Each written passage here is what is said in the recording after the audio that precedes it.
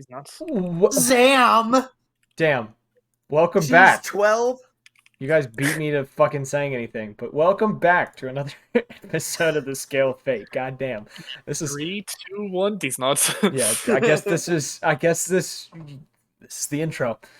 We're missing two, one of which has been missed the last few times, and the other one having certain issues that made him so he can't. Had to play an instrument, didn't he? Had to play an instrument. He'll be gone like the entire session, basically. Yes. But I guess let us do the kind of what is it? What am I thinking of? Recap. That's the word. It's been 2 weeks. It's been a long 2 weeks.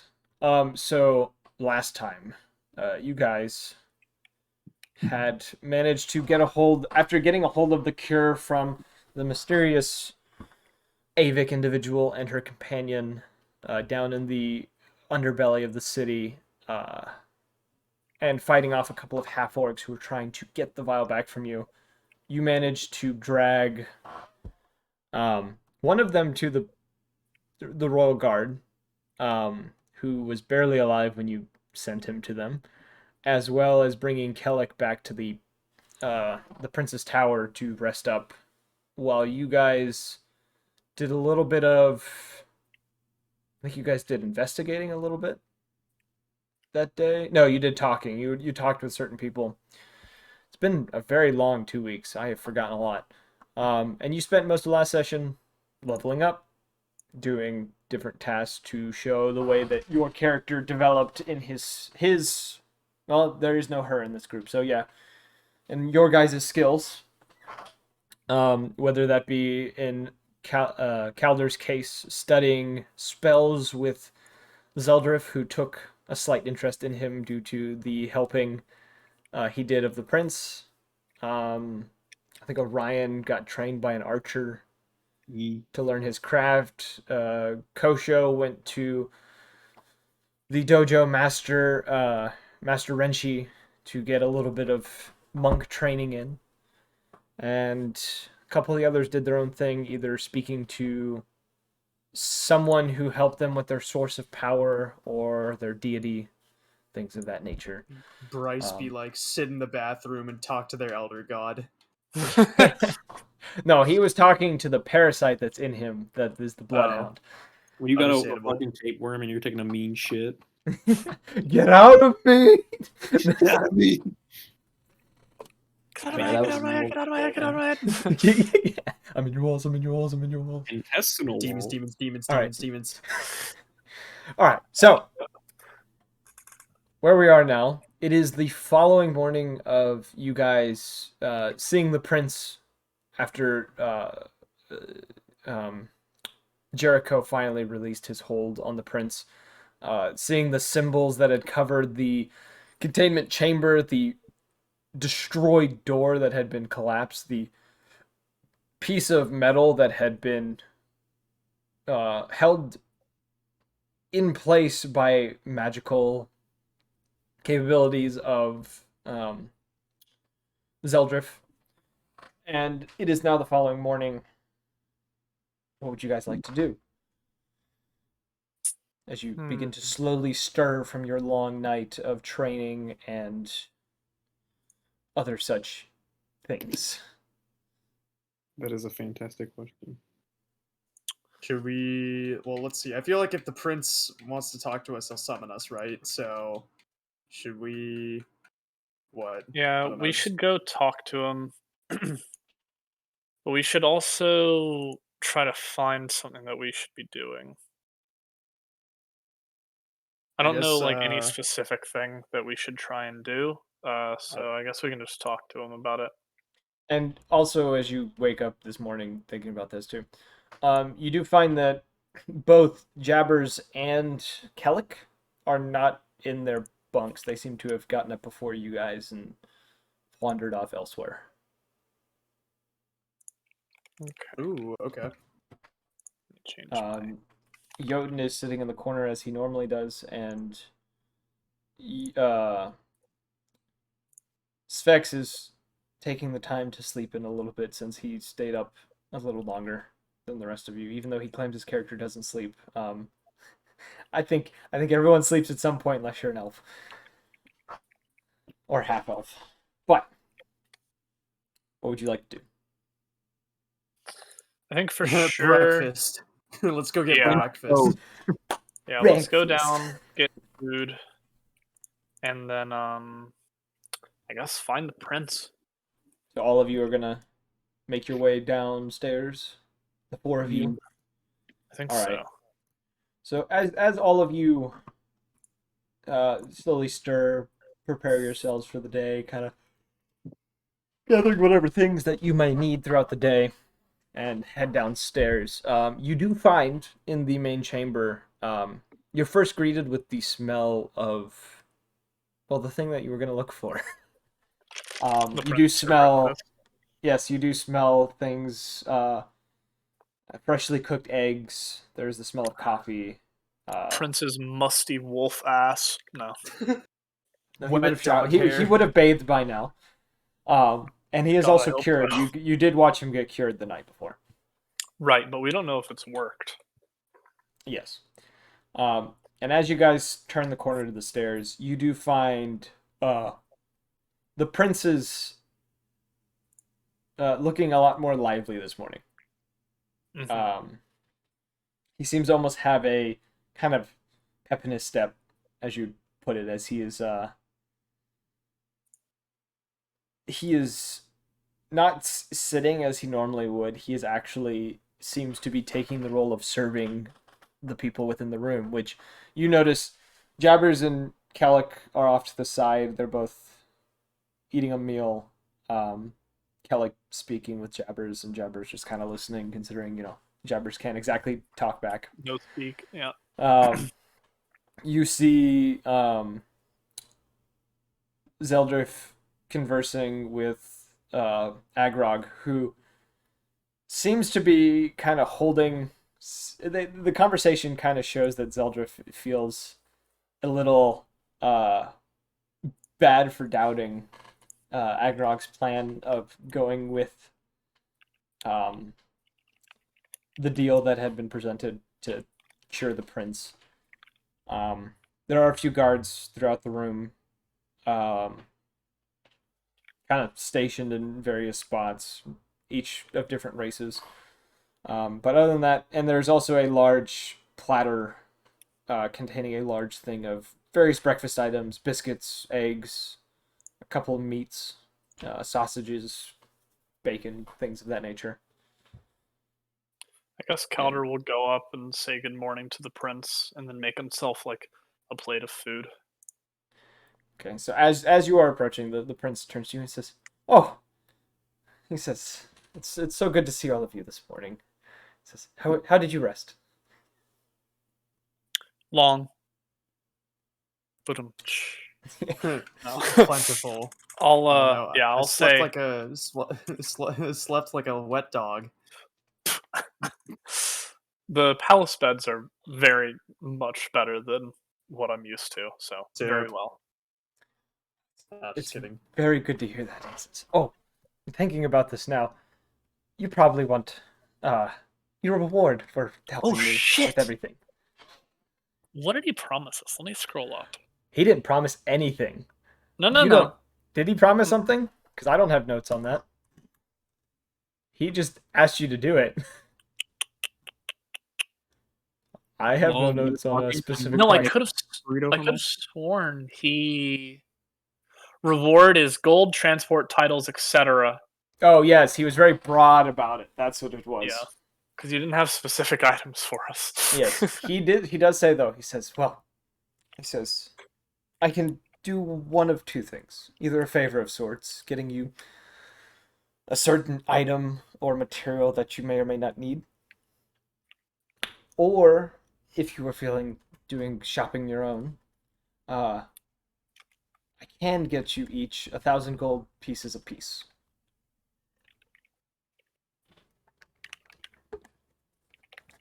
But that is up to each of you on what you want. Hmm. Oof. It's a damn shame that Bryce isn't here to get his to tell me what he wants. I'm just Okay. gonna put 1,000 gold Metagame pieces real in this quick. thing. Are you gonna make me pay for writing in magic like normal? That could be a part Like- of a favor, is to get the No, no. materials for. X You- amount of spells. Yes. I want to try to, if it has a value, I want to try to stick to the value. I'm not going to be stickler about components pouches unless it's like, you need a 300 GP diamond in order to do this, or 50 gold powder worth of this, or something like that. Bruh, I hope you know, like, let's look at my new 3rd level spells. Fireball, components. A tiny ball of bat guano and No, sulfur? so if it's Where just, the fuck am no, I gonna get so- that shit? let me explain to you.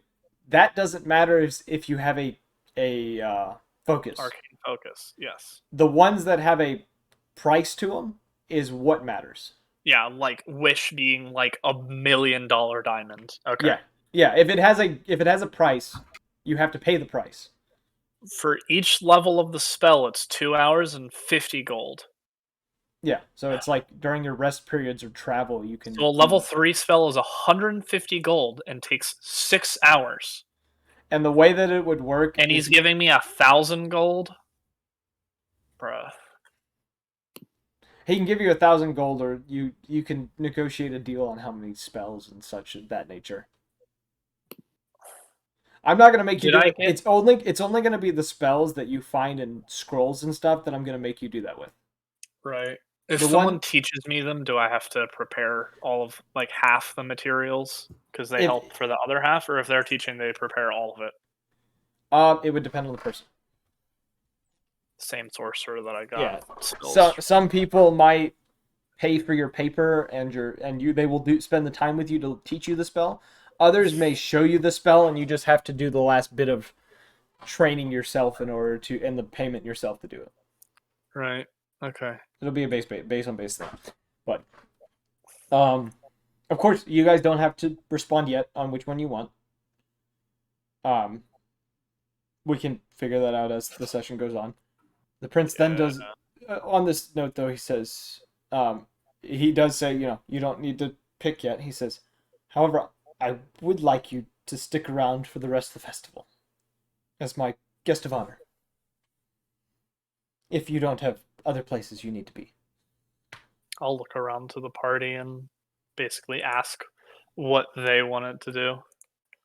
Because if I'll say, if you guys have nothing, I'm fine with sticking around maybe till the end, maybe leaving a little earlier. I want to see this thing all the way through because of your premonition earlier. I'll like kind of like cover his mouth and like be like, "Oh, shut up about that," when he says that. As he That says was it, not supposed to be leaked, prince especially kinda- to the prince. the prince kind of looks for a moment and says, premonition? Yeah. Well, you see, It was a hunch. It was like a guess, Just, I had some weird fever dream. It must have just been something I picked up from going down to the deep dark too much. Roll a deception check. Fuck. Why? 15. He kind of looks you over for a moment. His mood not going down in any way, but he does seem a little more On edge. not on edge, but focused on you now. Kind of looks you up and he says, well, whatever it is, hopefully it isn't important in any kind of way. He kind of gives you a smile. And he kind of hints to the fact that he knows you're lying. And Fucking damn it! Ugh! I can't be like, you're gonna be poisoned, so don't drink anything all day. but it hasn't tempered his mood, and he's not upset with you in any kind of way. He indicated he knows that you're hiding something, and he wants you to know that he knows you're hiding something. Oh, Fucking yeah, wait. What was the He- premonition exactly? The premonition was he goes to drink something on a balcony, and it's poisoned, and he dies. Why did What that... if? Do we have any good What? alchemists here that could? That's make why some... I'm just gonna follow him all day with I have fucking herbalism mage kit. hand. I didn't realize that did that. What? What happened? We got a subscriber on YouTube, and I'm so confused on what happened and why it went through. Pog. It's not supposed to make baby. noises during the stream, but okay. That caught me off guard. But yeah, I have an herbalism kit, so And I'm Mr. Alchemy Monk, kind No, of. no, no. It's literally in a matter of seconds. He falls, shakes, dies. I do have cure wounds. I don't think Cure Wounds helps with poison. I do have Cure Wounds, yeah. I Because can cure his wounds. Wait, hold on. Am I level mo fucking never mind. I forgot that in one more level I can like touch people and make them immune to poison and shit. So that could have been useful, but I'm not of level yet. Gotcha. Understandable. Yes. Should we go around the castle, or should we find Mr. Mage Man and see if there's? Or if He's he in the has- room. Zeldriff is in the room. Garrison? Garrison is the librarian. Yeah. Or what you guys know as the librarian. Hey, shouldn't we like tell someone to be like careful of like, you know? Well, we don't know if it's an inside job yet. That's the thing. So we have to wait. So okay, I see. I wanna be perceptive enough so that I can like find who makes the drinks, Okay. find who gives the drink to him, and then deduct. Do you want me to reread the premonition to you? Vision of the prince standing by the balcony goes to say something and drops the chalice. Veins in his neck turn dark purple and collapses, shakes on the ground until he dies. And then a cold yeah, 'cause- breeze of a vision of Sphex. But that's Okay, yeah. You that was rolled not really low. I forgot about that. So you got the low end premonition. yeah. Oof. Yeah. There's the way I'm doing his premonitions. There's 3 levels, and he's rolled low both times. So do you have a ballpark estimate as to when that's gonna happen, or just no? You didn't even set the scene for me other than balcony. The scene based. Okay, so You didn't tell me the time of day. Roll a Flat D20, right? no, I'm not gonna say roll a flat d20. Roll. I'd say insight check Can I roll an insight, or is that or just perception check. One of your two. No, it's for him for his wait. vision. 12. Okay. 12. Understandable. Okay, so based on that, you would be able to tell it's during the day. It's sunny due to the light coming in from the balcony during the vision. You can also tell based on the kind of the condition and the noises you were hearing during the vision, there seems to be a crowd outside the castle. So he either just gave a speech or is going to give a speech when this vision happens. Whoa! Pause. Gotta go up a few sessions. Gotta go up. The speech hasn't happened yet. I know. Hold on.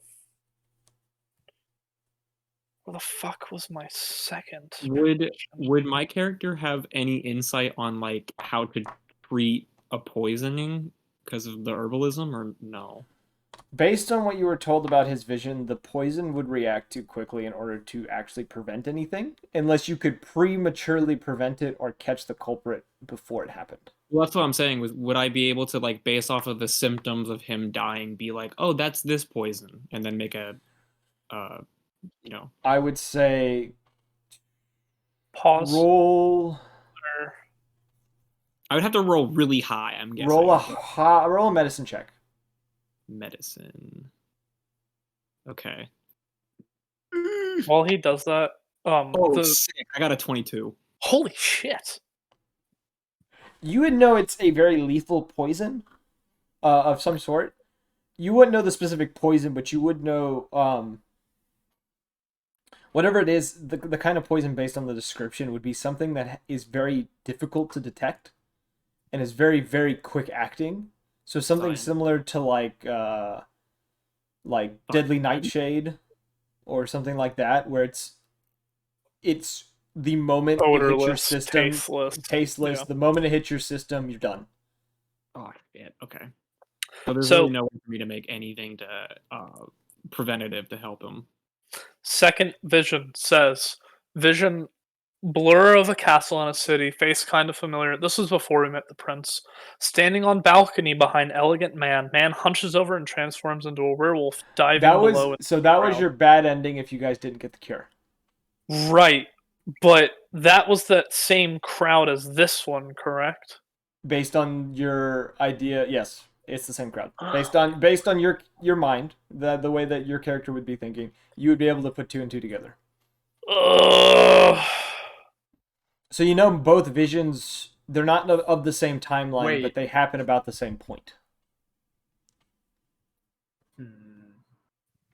Because your visions are what could be, not what is going to be. Mm-hmm. Which I think is a really fun mechanic to play with. And that is also why this episode is called Deceptions and Secrets. Damn, bro. My character's going to be great with my passive wisdom of 15. Wait, Passive investigation of 16 pog. Wisdom is 13, so you know. I'm gonna fuck. Okay. So I guess we will enjoy the festival if no one else has anything to do. I want to find Garrison.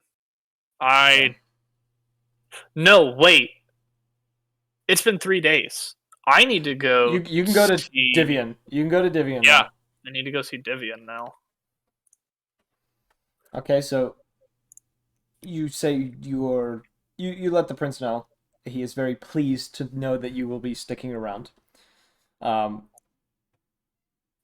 And right before you leave, he does kind of stop you for a moment, and he says, if there is anything that you wish to speak with me about, anything that you might need to speak with me in private about, just let me know. Do you have time right now? Y'all want to tell him? He looks around, he says, yes. He says, I'll pull out my communication crystal for Garrison that you gave me, Mhm. and I'll ping him and try and talk to him as well at the same time. I'll just say, I want Garrison to hear this as well, but no one else. Ooh, I don't know. That works with me. I trust Garrison. I trust Garrison enough because he told me everything about him at metagame party. And as you were saying this, Garrison makes an appearance, the bald elven form beside you, and he says, "You called." Yes, there was something I wanted to tell you and the prince about. I give you a nod, and he says, "Well, I can't teleport all of us. Let us go to the library." And he guides you guys down. Well, on our way down, before I leave, I'll say to the party, if there's any shopping that needs to be done, y'all can go ahead and go. I'll catch up because I also need to go. What would the rest of you like to do while he's going down in the library? I want to go find better armor, but I don't actually know what I can get. Because I don't think if you go to you look at your inventory proficiencies and then manage inventory and then just armor. Oh yeah. And I can tell you stuff. Add item, armor, and then you can I was gonna you said chainmail is more available, but I'm pretty sure I can't wear metal. Because you're a magic caster? I think it's just because I'm a druid. I don't know if that's the case. I used to think magic casters couldn't wear armor, but then I found out it's because they're not proficient. Yeah. Well, you have to be proficient in armor to wear it. I'm proficient in medium armor. So you could wear things like scale mail and stuff like that. Well, I was trying to find scale mail. If you hit, so go to manage inventory. Yep. Go to armor, filter by type, and then just click proficient. All right. So we're gonna do Calder's thing real quick. So you are led down by Garrison with the prince by your side, who cautiously looks behind him as you all head down.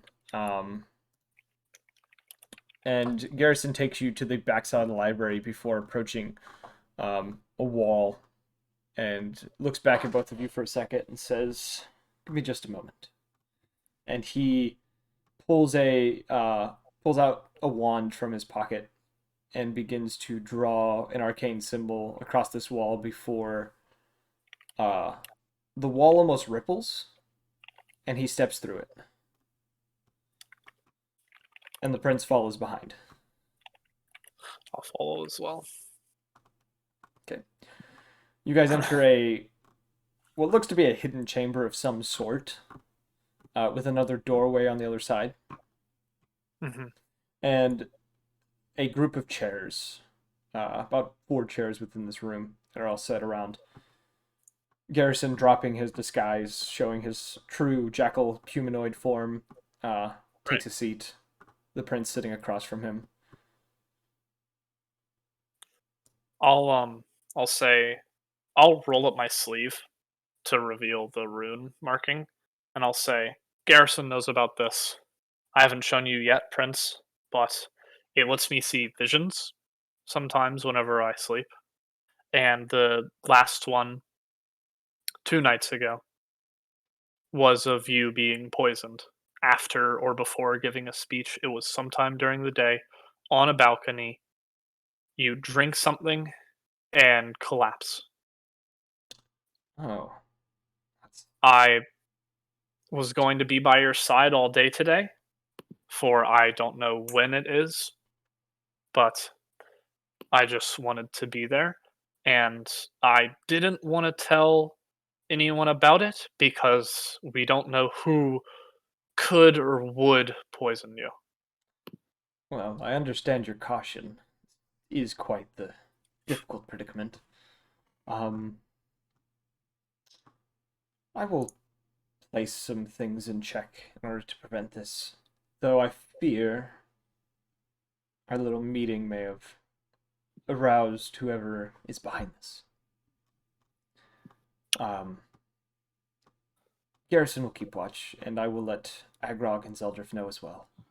Just to keep an eye. Wouldn't. I won't tell them specifics, but I will tell them to keep an eye out. I don't think it would be either of them. If I may, just keep it between us 3.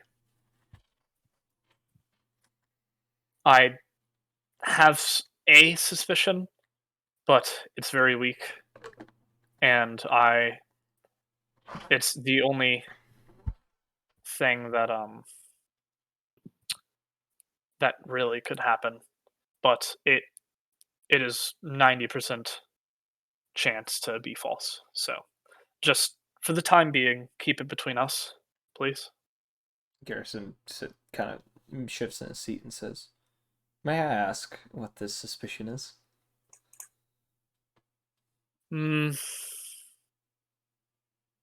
Zeldrif was the person in mind. He was, in reality, the only person that could have been keeping an eye on Jericho when he dispelled the wards, that knew of the wards. It's just a shot in the dark, I know. If you trust him, then I trust him, but I feel like he, or what's the other name? Agrog? Or Agrog will something may happen, and I feel like those 2 are close enough to the prince that they would be left out of the subject list. So the prince shifts in his seat and says, I have to take this. It's my mom. Sorry. Hold on. Okay. Well, on that note, we'll jump to the other people real quick who are going to the market. Once he gets back, we'll continue this conversation. Darn moms and making calls. Us outside kept count of where Zeldrif went. Was he in the room? Zeldrif's in the room enjoying breakfast while talking to Agrog. Interesting. Okay, what are they talking about? Just morning activities? It was Zeldrif was... Agrog was kind of gloating to Zeldrif about how he was right about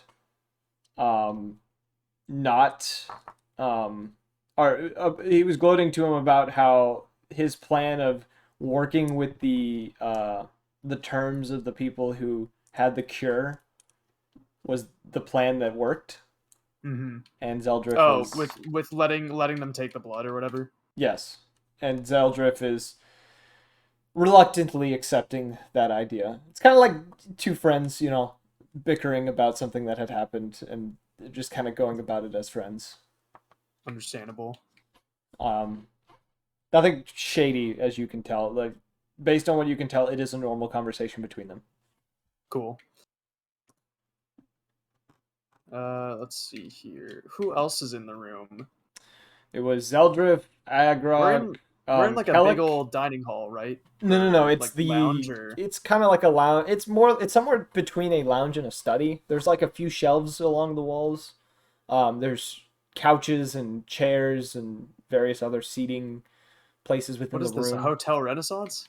It is a prince's kind of hangout quarters for him and his friends. Makes sense. It's like the rich kids like pad. Yeah, I got you. Hey, like if it was modern day, there'd be a flat screen in this room, but it's not. So we just have a fireplace. I'm trying to think who else would have like access to poisons. The other two in the room as well, other than guards that are stationed within the room, Kellic and Jabbers are also within the room. Oh, hey, okay, sick. Jabbers is here. I wonder if Jabbers has overheard anything interesting. Can I walk up to Jabbers and ask him if he's ask Jabbers if he's just heard anything interesting? Jabbers, play back every conversation you he just like does the tape recorder, like rewind, like click, and then just mimics every single voice. Voicemail from Monday.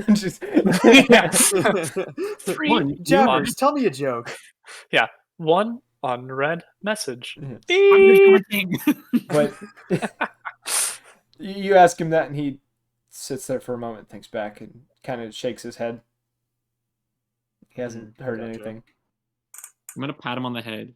Thank you, though. He kind of gives you a small coo. He goes back to listening to Kellic. Calder, we'll go back to you real quick. Pog, sorry. What was I saying? Oh, the prince. What he was saying to you. He said, the prince says, I'm surprised you would think Zeldrif, of all people. Agrog I wouldn't have been as surprised about, but still.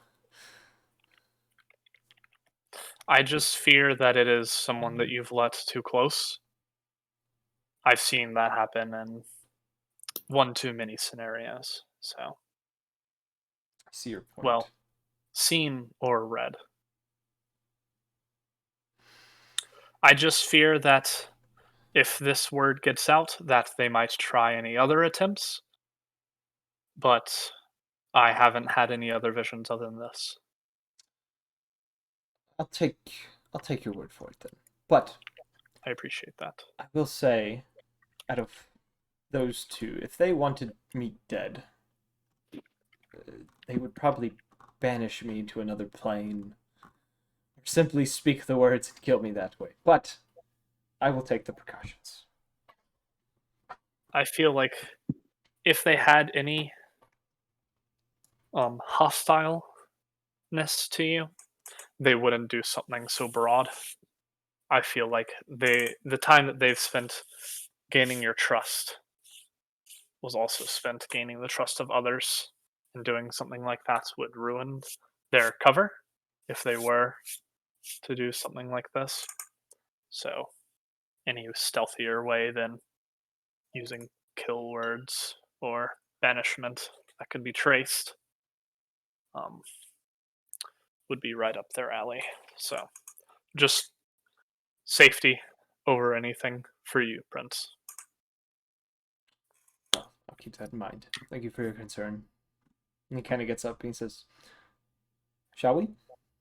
He kind of gestures to the wall that you guys had just walked into, which is still kind of rippling on this side. Almost like a painting from Super Mario.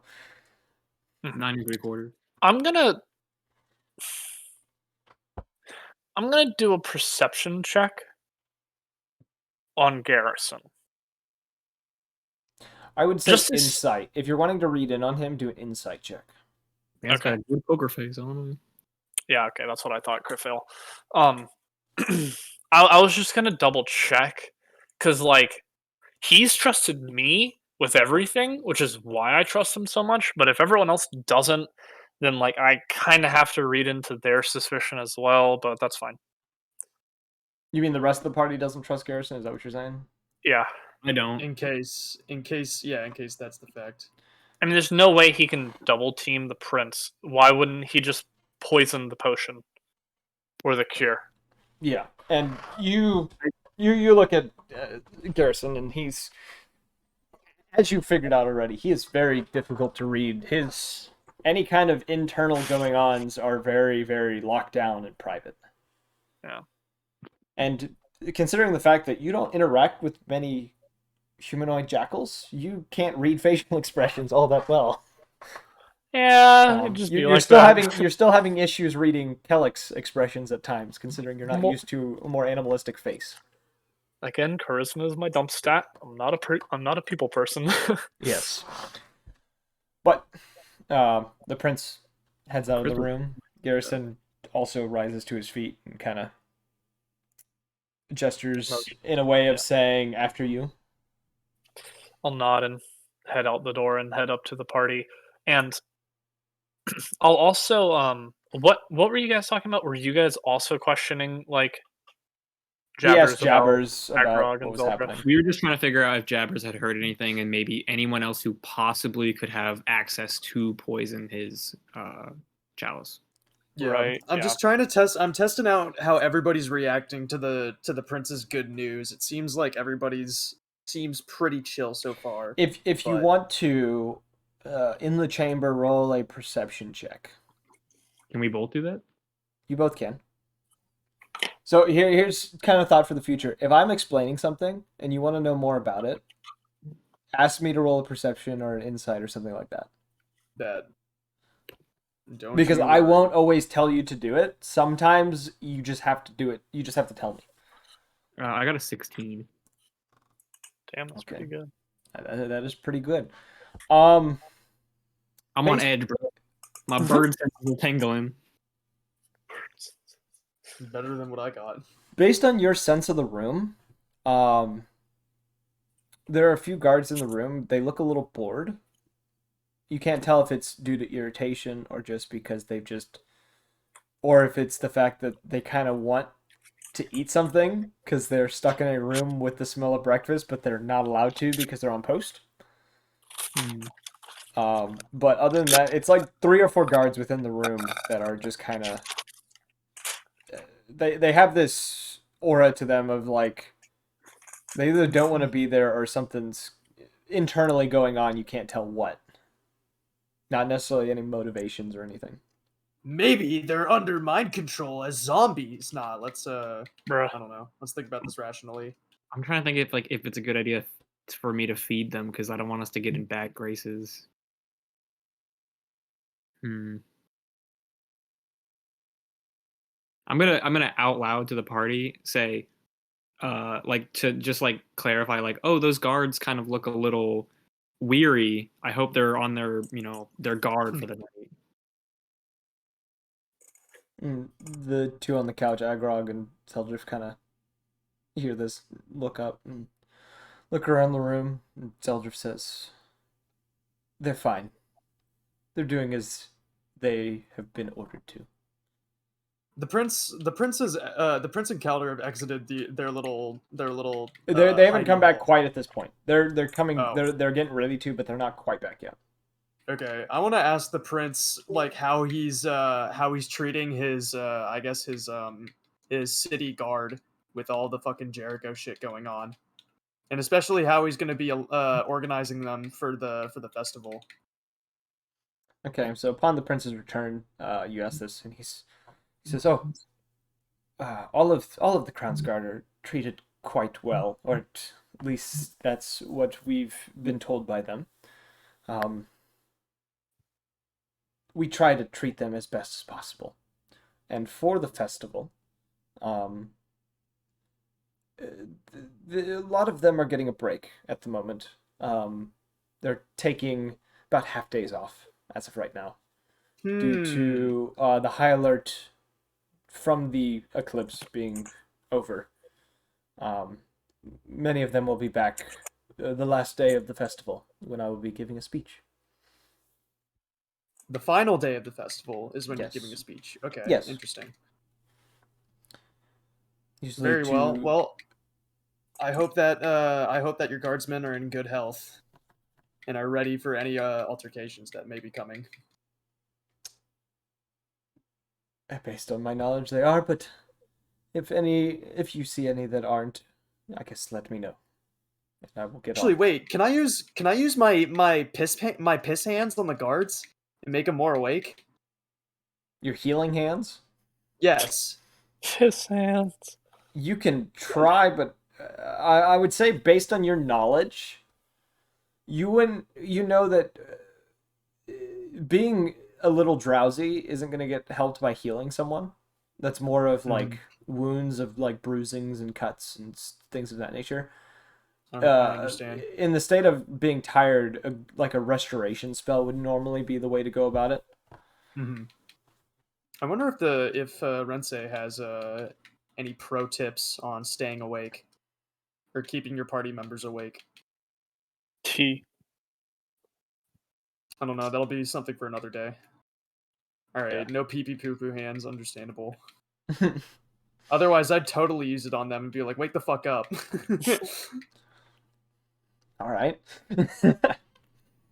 I'm just saying, they better be on their fucking guard, bro. Otherwise, we're gonna have to do their job for them. Oh yeah. Also, all the money I got from that assignment, I guess, I'm just gonna donate it back into the into the dojo, into the fucking coven, the monastery. You're giving Just your 1,000 gold pieces to. Yes, Evan, I've seen this picture before. Or sorry, not all. Can I do- 500. Can I do 500 that gold though? pieces. I would. Will you allow me? Okay. We'll talk about it. We'll come up with a system because I don't want to go full in depth with that because it might become a little OP. All I want is like level 1 of that type of stuff, and we'll talk about it later. Yeah, we'll figure it out. But I was just thinking I could give like don't I have dues or anything? Could I give them? Like, so being a part of the monastery, you don't necessarily have dues. Okay. They're sustained by they actually, so the way the monastery works, and you would know this, they actually charge people who have dues are the researchers and stuff that go in there to look at their archives. Okay. And it's like having a library card. It's like you pay so much a month to be able to access their archives. That's how they sustain themselves. Plus, they're also getting funding through the castle itself because the king believes that they are an asset to the kingdom and therefore wants to keep them around. Gotcha. Okay. Yeah, so technically they're government funded and self-sustained funded type deal. But okay, I gotcha. Yeah. Okay, I don't know. I'm just having a hard time thinking of what I could spend my doubloons on. I'm a monk. I'm not really Mr. Mini. Money will help you along the way. I would say if you don't have anything to spend on it now, I would keep it. Yeah. Because money always comes in value at some point. Plus, if your party members need something, if you have money, you can help them, stuff like that. But yeah, CS:GO economy, let's go. All right, I'll just save it then. Can someone buy me? Yeah. Yo, buy me a flashbang. So you guys are heading to the market?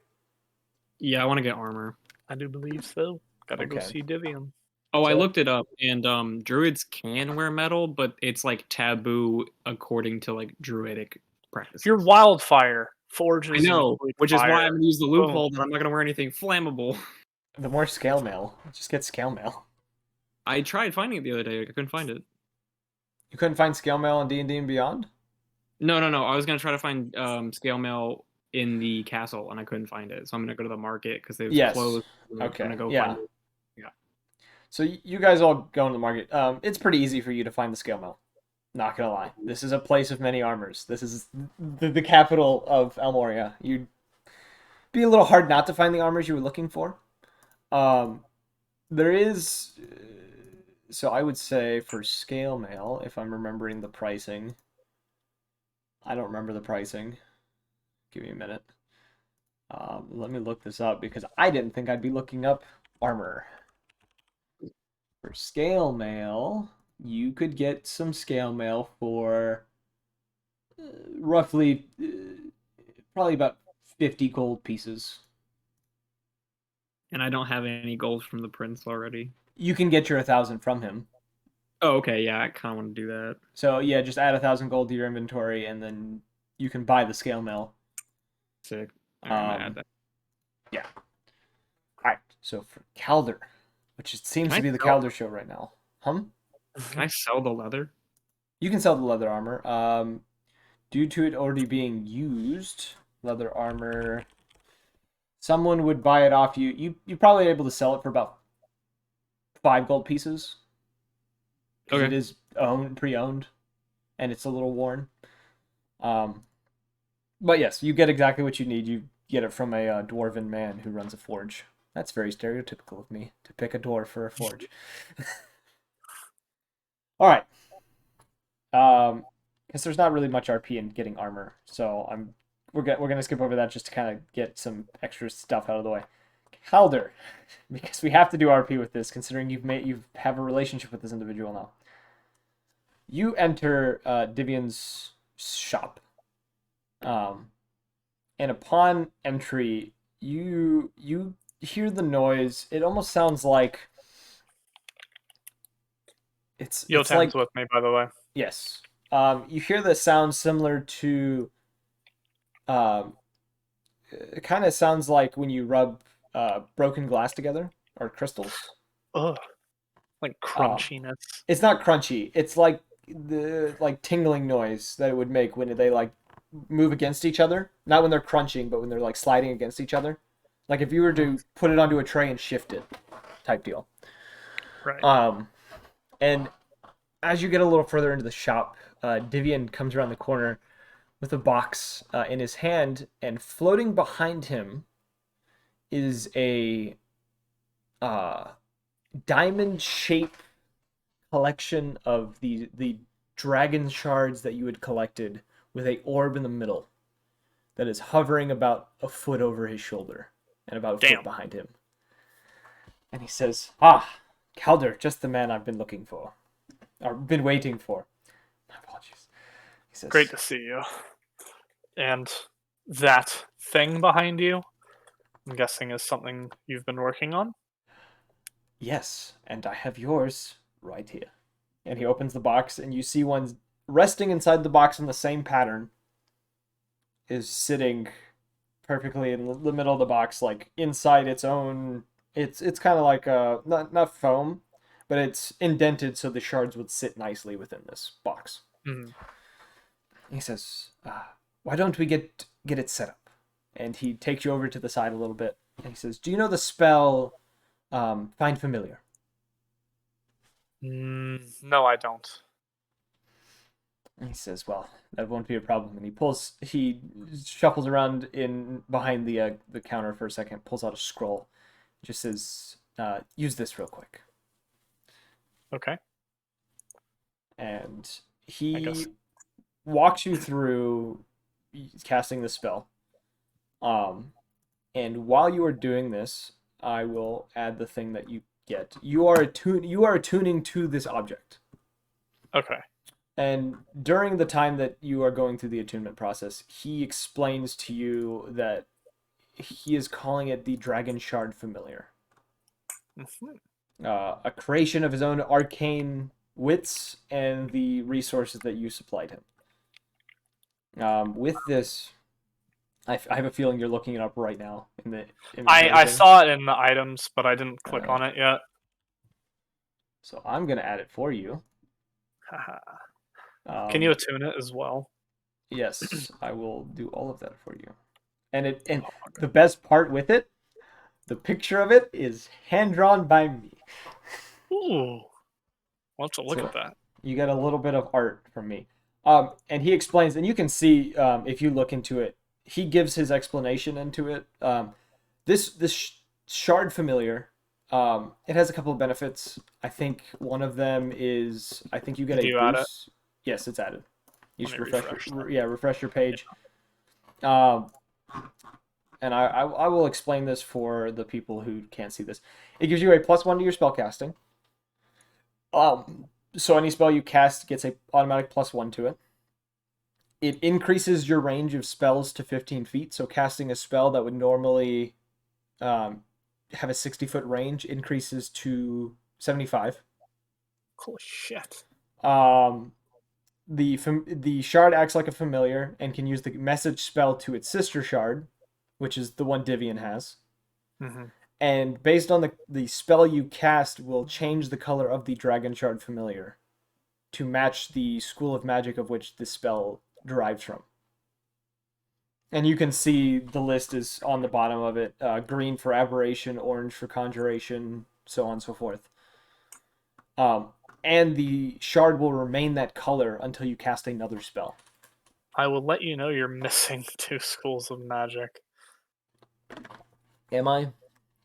Yeah, it might have gotten lost in the type and typing it. You're missing Dunamancy, which is like Dunamancy, no, so gravity. Dunamancy isn't a school of magic. It falls into a couple of the schools of magic. It falls under transmutation typically.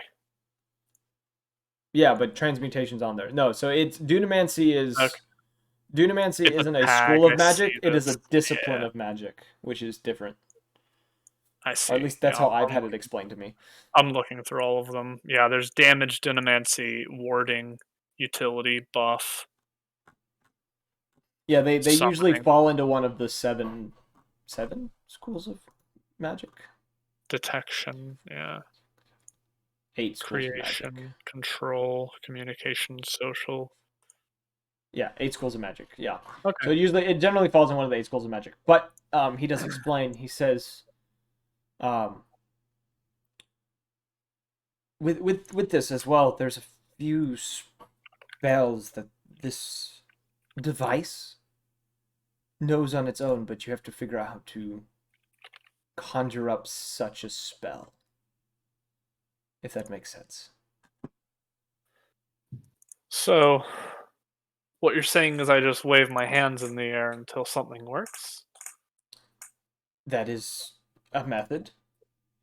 There are a few different methods of trying to figure this out, and I'm about to sneeze. Like, I'm really fighting to sneeze right now. Holy shit.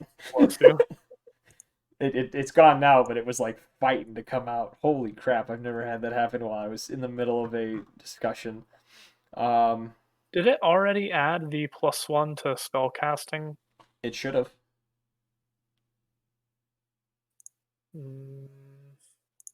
Yeah, it did. Because your spell attack modifier should be a +6 at the level you're at, but it is +7 on your thing. Oh, okay. Spell attack, not mod. Yes. Or does that apply to both? It only applies to spell attack.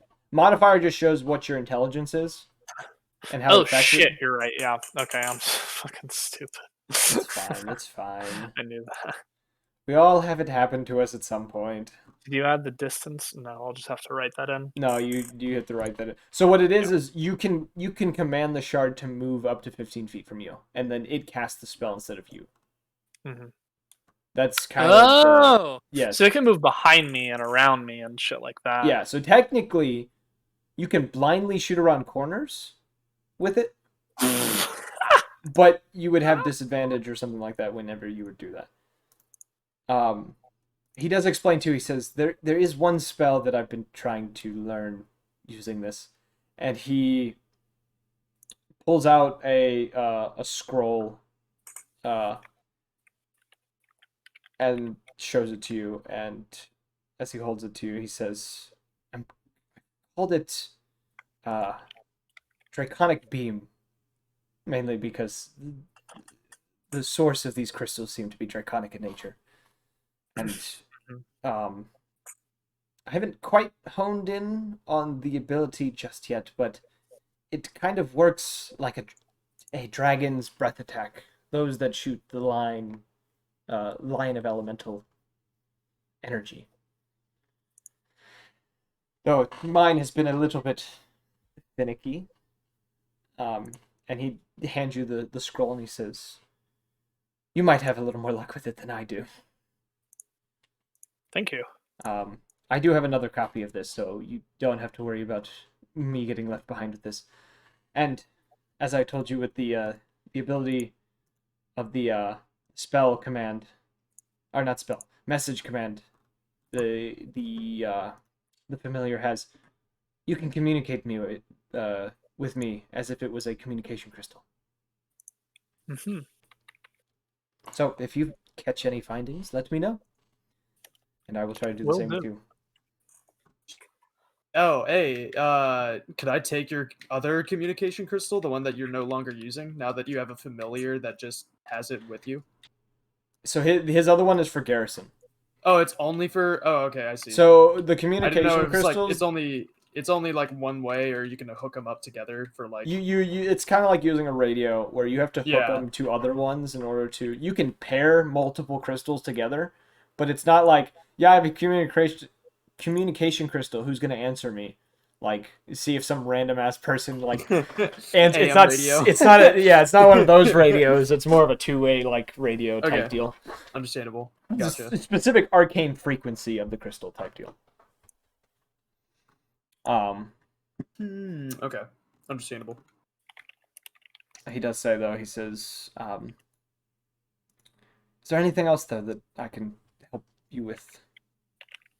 Why, you're here, of course. I am looking for one thing. You may or may not know of it. It is I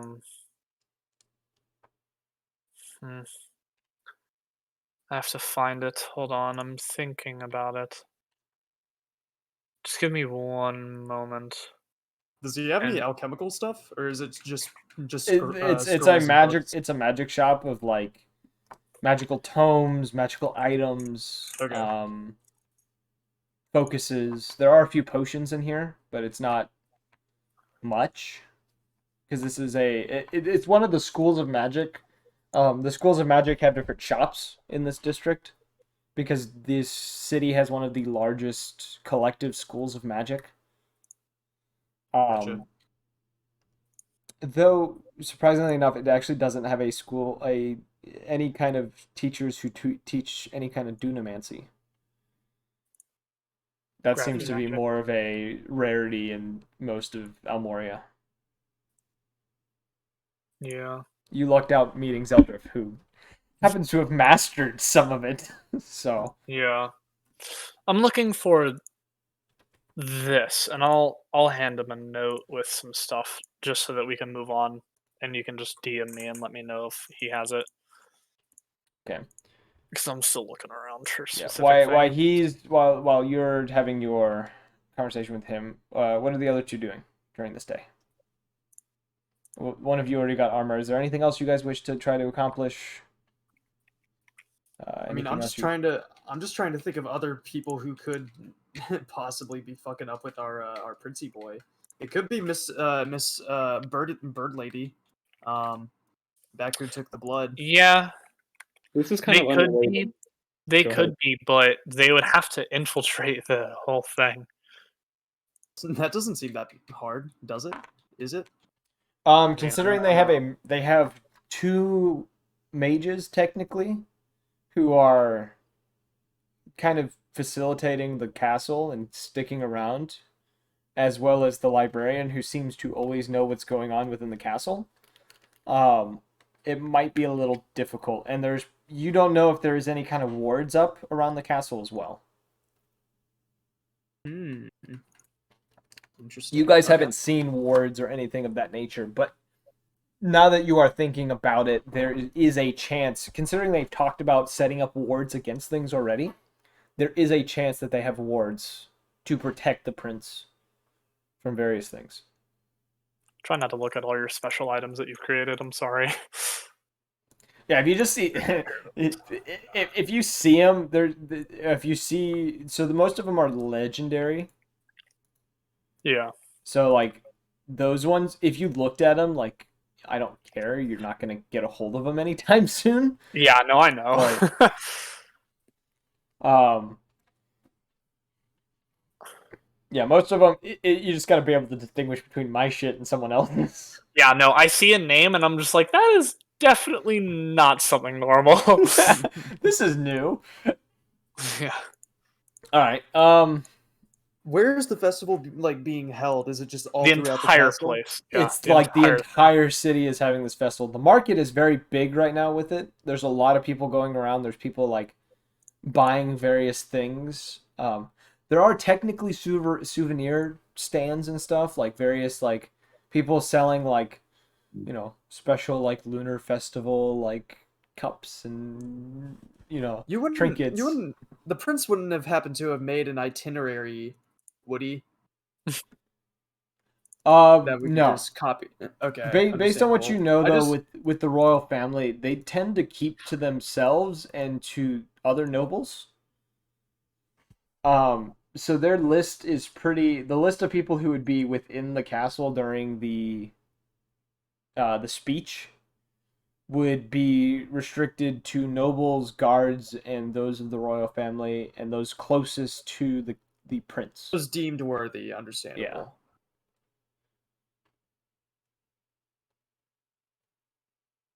Yeah. Okay. Interesting. I don't know. I don't know. Our Who's on the Wi-Fi's guest about to list. start going out in like 10 minutes. Your 10 to power 20 or internet? Well, internet. So Oh yeah, I forgot at about like that. 9:44, it always happens. So Bro, who can you talk to about your internet? Because if I'm No living one. there, I cannot. I no, cannot we've stand talked that. to Suddenlink about it over and over again. They're just like, your internet's fine. No. Look at the logs. 9:44 every night. That's Hey, retarded. at least it's consistent. Yeah. That would be really annoying for me though, considering I'm a weekend streamer, and I start at a certain time. It's very annoying.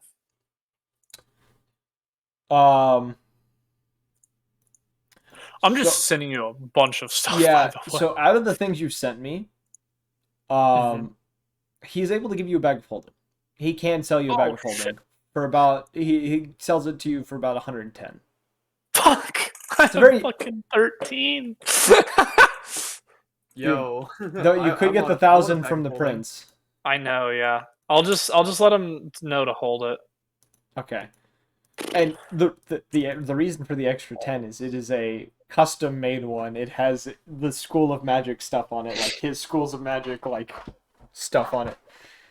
Oh, it's cool. It's one of those things, Hey, school trying to get their stuff out. What? You trying to get me one of those, Calder?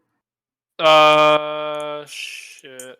I mean, I know Divian, so I probably could haggle the price just a little bit more than you probably could, so I'll talk to him. Sick. But we both need the money. But so. he also what is he getting? says... I mean, Bag we of all holding. have. We all are getting $1,000 or so, if not more. Yeah, doesn't- I don't know how many he has. He doesn't have the Periapt. Periapt. I can't It's English. fine. Yeah. And he doesn't have a grimoire as well. He does say though there is a magic shop down a little bit down the market that has the ring. That has the ring. You don't have to say the full names. Yeah, that he does have the ring. He does say, and you remember the magic shop because you guys went in there day one before. Oh yeah. Everything went down. I remember now, yeah. It was the little goblin lady who had it. I think it was. She had a bunch of potions and stuff as well. And she had a couple of rings, and Umlik was trying to impress her so he could get a easy price on that. Okay. I guess I'll follow them along shopping real quick before I have to pee. So This is unrelated, but can you guys hear me? yes. Okay, I switched over to my phone, so I just want to make sure it doesn't sound awful. Can you hear me? No. All right, that confirms it. So do you guys have any shopping you want to do, or what we can do is if you want, we can skip through the rest of the day. Just kind of call No. like, We're not skipping through the day. No. We're not skipping through the day. Well, and I mean by skip through the day is like you guys kind of just go about enjoying the festival or something like that. Like, tell me something that you would be doing for the rest of the day. Prince is dead. No. Like something you would be doing for the rest of the day type deal. You do know that the speech isn't supposed to happen until the end of the festival, which is your day 5. It's day 9. Oh, when can the I thing try is. and communicate directly with Dominus? Okay. You could make an attempt if you would. You could. Where do you want to try to do this? Shit, where should I do this? What are the requirements for a communication? Is there some sort of offering I need to pent up? I would say, based on your knowledge with the monks, I would say the things that they've done to communicate with the deities Is it like sugars? Or what? usually just burning incense and meditating. Okay. And when you do this, I'm gonna have you roll percentage dice. So roll 2d10s and get a percentage off it. And you have to score a certain within a certain range in order for this to actually work. But where do you want to try to do this? I guess is there what's like okay. And you would have to buy the incense, which you could get like 10 gold pieces worth of incense, and that would work. Incest. Okay, yeah, incest. Yo, $10 incest. Yo, let's go. This is not okay. Yo, my favorite. This is how we get banned from Twitch. No, I'm just kidding. So I guess can we get the incense from some like flower shop or some vape shop in the bazaar? Yes, because there's vape shops and Vapor. Well, the arcade, the Age of Arcana. Hookah shops. Incels candles. No, yes, Hookah you can get incense. Okay, cool. So you just Splendid. mark the 10 gold off, and where would you like to try to go burn this and meditate? I feel like Well, hold on. Is it frowned upon to communicate directly with these entities? I feel like it wouldn't be. It is not, because there's clerics that do it. Monks don't often do it. There are a few that do try to commune with these deities for guidance. Many of them often say, though, that the deities will speak in riddles and rhymes, or in very vague statements that may not help. Clerics generally have bars. Let's go. go. Clerics generally have a easier time communing with these deities, but monks have managed to make contact. Okay. I feel like let's see. I could do this back at the castle. I feel like that'd be pretty good. But also the festival's going on. I don't know if I want to be communicating with my my deity of choice while a you do on. You do have the courtyard in the castle that no one else is able to go into except for you guys and the other friends of the prince and the guards. Okay. Ooh, you also do have the monastery, and they do have places that you are able to go and meditate, like chambers. Yeah, I'll do this in the courtyard. Screw it. Okay, well, actually, no, I don't want. No, I need it to be private. I need to ask him about backstory shit. Okay, so you can you head to the monastery on your own. What are the others doing while this is happening? Just as a. I'm gonna go bother Agrog. I'm gonna say the N-word. I'm gonna no. Actually, I'm gonna go talk to Garrison. I just have a question, and I don't know if this is a dumb question or not. The cantrip shillelagh. It says the wood of a club or quarterstaff. You use your quarterstaff. I don't have a quarterstaff. You I can have a mace. You don't have a quarterstaff? That's what it. No, well, that's what shillelagh is, right? Is it? It's like some shit that turns into a quarterstaff, or a catalyst that is the quarterstaff. Generally a druid that has the spell shillelagh carries a staff. Yeah. Ooh. I thought it was any melee weapon. Nope. It has to be a blunt, like stick type weapon. Shillelagh is literally just put a quarterstaff in your inventory, because I'm pretty sure you're supposed to have one. Well, I have a mace. Can I just swap them out, or is that? Yeah, just swap them out. That's fine. Okay, cool. Because I think they're the same damage type. Yeah, I think they are. They're both versatile. I think so. So let's go with Kosho's thing real quick. Okay. So you're going to the monastery? Yes, into a private meditation room. Okay, and that's not too hard to find considering you've been there for several months. Cool. You get into one of the chambers, closing the door behind you, placing the little occupied latch on the door. Yeah, sock on the door handle, you know. Yeah. You set up your incense, begin to burn them, let it kind of fill up the room as you sit in the center of the chamber, breathing in the incense, and at first it burns your eyes and your nose a little bit. Roll a percentile dice for me. Okay. So if you go to custom, there is the percentile one. I don't know if you've ever done it on D&D and Beyond. Percentile one? Or So what you'll do, Bottom percentile. left.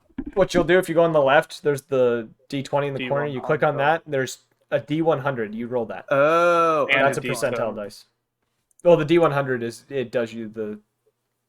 Alright. It does a. You said 2D100 or 1D100? You just do the one D100. Oh, okay. One Yeah. D100. 41. Huh. Okay. All right. So you only needed to roll it once. Oh, okay. Wait, no, Calder rolled first. Okay. Sorry. So you sit there in silence for several minutes, pondering over what is the question you're pondering over? I need a definitive answer on what is it that I need to do in order to redeem myself in the eyes of Dominus. Because I haven't communicated with him in 2-3 months after I've been transported to this new timeline, and I have no idea what other than being a virtuous person and helping others out. I need to know a definitive way to make sure that I still attain nirvana. Okay. So as you're sitting here, kind of pondering over this question and sitting in silence as the incense is swirling in the room around you, for a brief moment you feel almost a warm, almost like a spring breeze blow past you, and it swirls around you for only a moment, and you don't hear words from this, but the way the wind moves and it begins to sort of create a path in front of you, the way the wind is moving. And as you open your eyes a little bit, you can see the smoke within the room has shifted and almost to create a pathway in front of you. Oh, yeah, And baby. We're having a fever dream. Based on this and based on your training that you've had so far, the sign that he's giving you is telling you that you are on the right path. Interesting. Okay. And as you come to this realization, the air in the room grows still. And the kind of smoke from the incense kind of covers up this pathway that had been created before you. And the room is silent again. Huh. Okay. Cool. What, I saw some air currents being made by the smoke and shit? Yeah. You got almost like an illustration via incense smoke. Huh. Okay. That's cool. That's all I needed. Cool. And because of your question, so based the way I'm going to have this work for you, because you might do this again, it's the question depends the DC. Okay. Your percentage chance of getting an answer depends on certain questions. More specific questions may have a higher DC. Yours was pretty broad and was very easy to answer, so it was a quick thing. I gotcha. Understandable. I will take that into account whenever I do that again. Yes. And you gather up the burnt incense to dispose of it. And where would you like to head once you've done that? Let's see. Oh, I want to tell Rensei that there's about the vision that Calder had. And just have I just want his take on it. Okay. You good? You good there, bud? I don't like us telling people about all of my visions. This is why I don't tell you guys about my visions sometimes. Okay, shut the fuck up, you schizophrenic. They're in the walls. I feel like he's a pretty trusted individual, but alright. So you go to Master Renzi, who seems to almost be expecting you, which isn't uncommon, as every time that you seem to have gone to him, he seems to know that you're coming to him. He's standing before the kind of the back wall of this temple where he normally rests on the mat that is upon the top of the threshold. And he turns to you expectingly, kind of gives you a smile.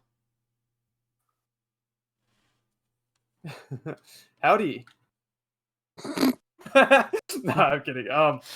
Hello, master. Hello, sensei. How are you? This is it afternoon? Is it evening now? What time is it?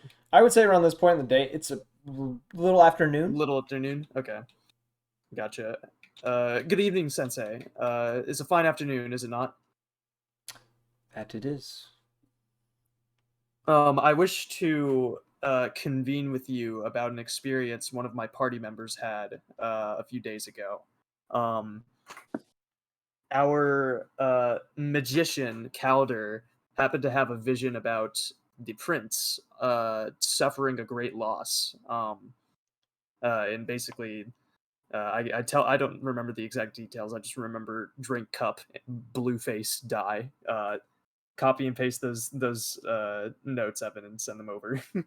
What? let me see what was the notes on the vision. Standing by the balcony in the day with a crowd outside the castle, goes to say something and drops the chalice. Veins in his neck turn dark purple and collapses. Okay. Shakes on the ground until he dies. Okay, I ask him if there's any symbolism or things for things that I should watch for within that vision.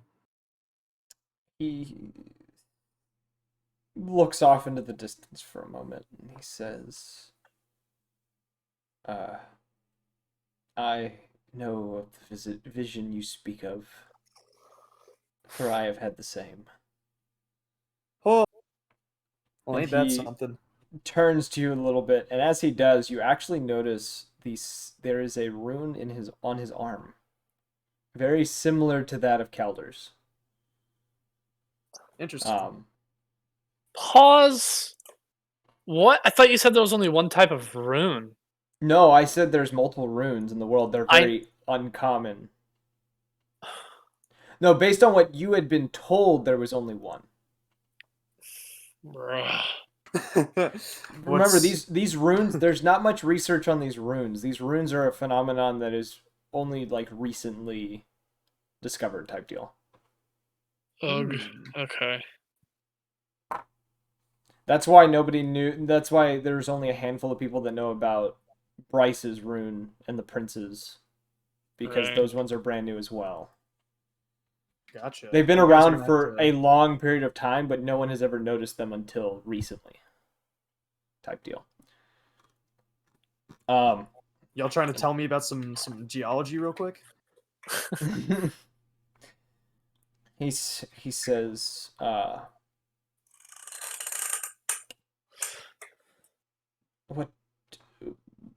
what does your friend think of this matter?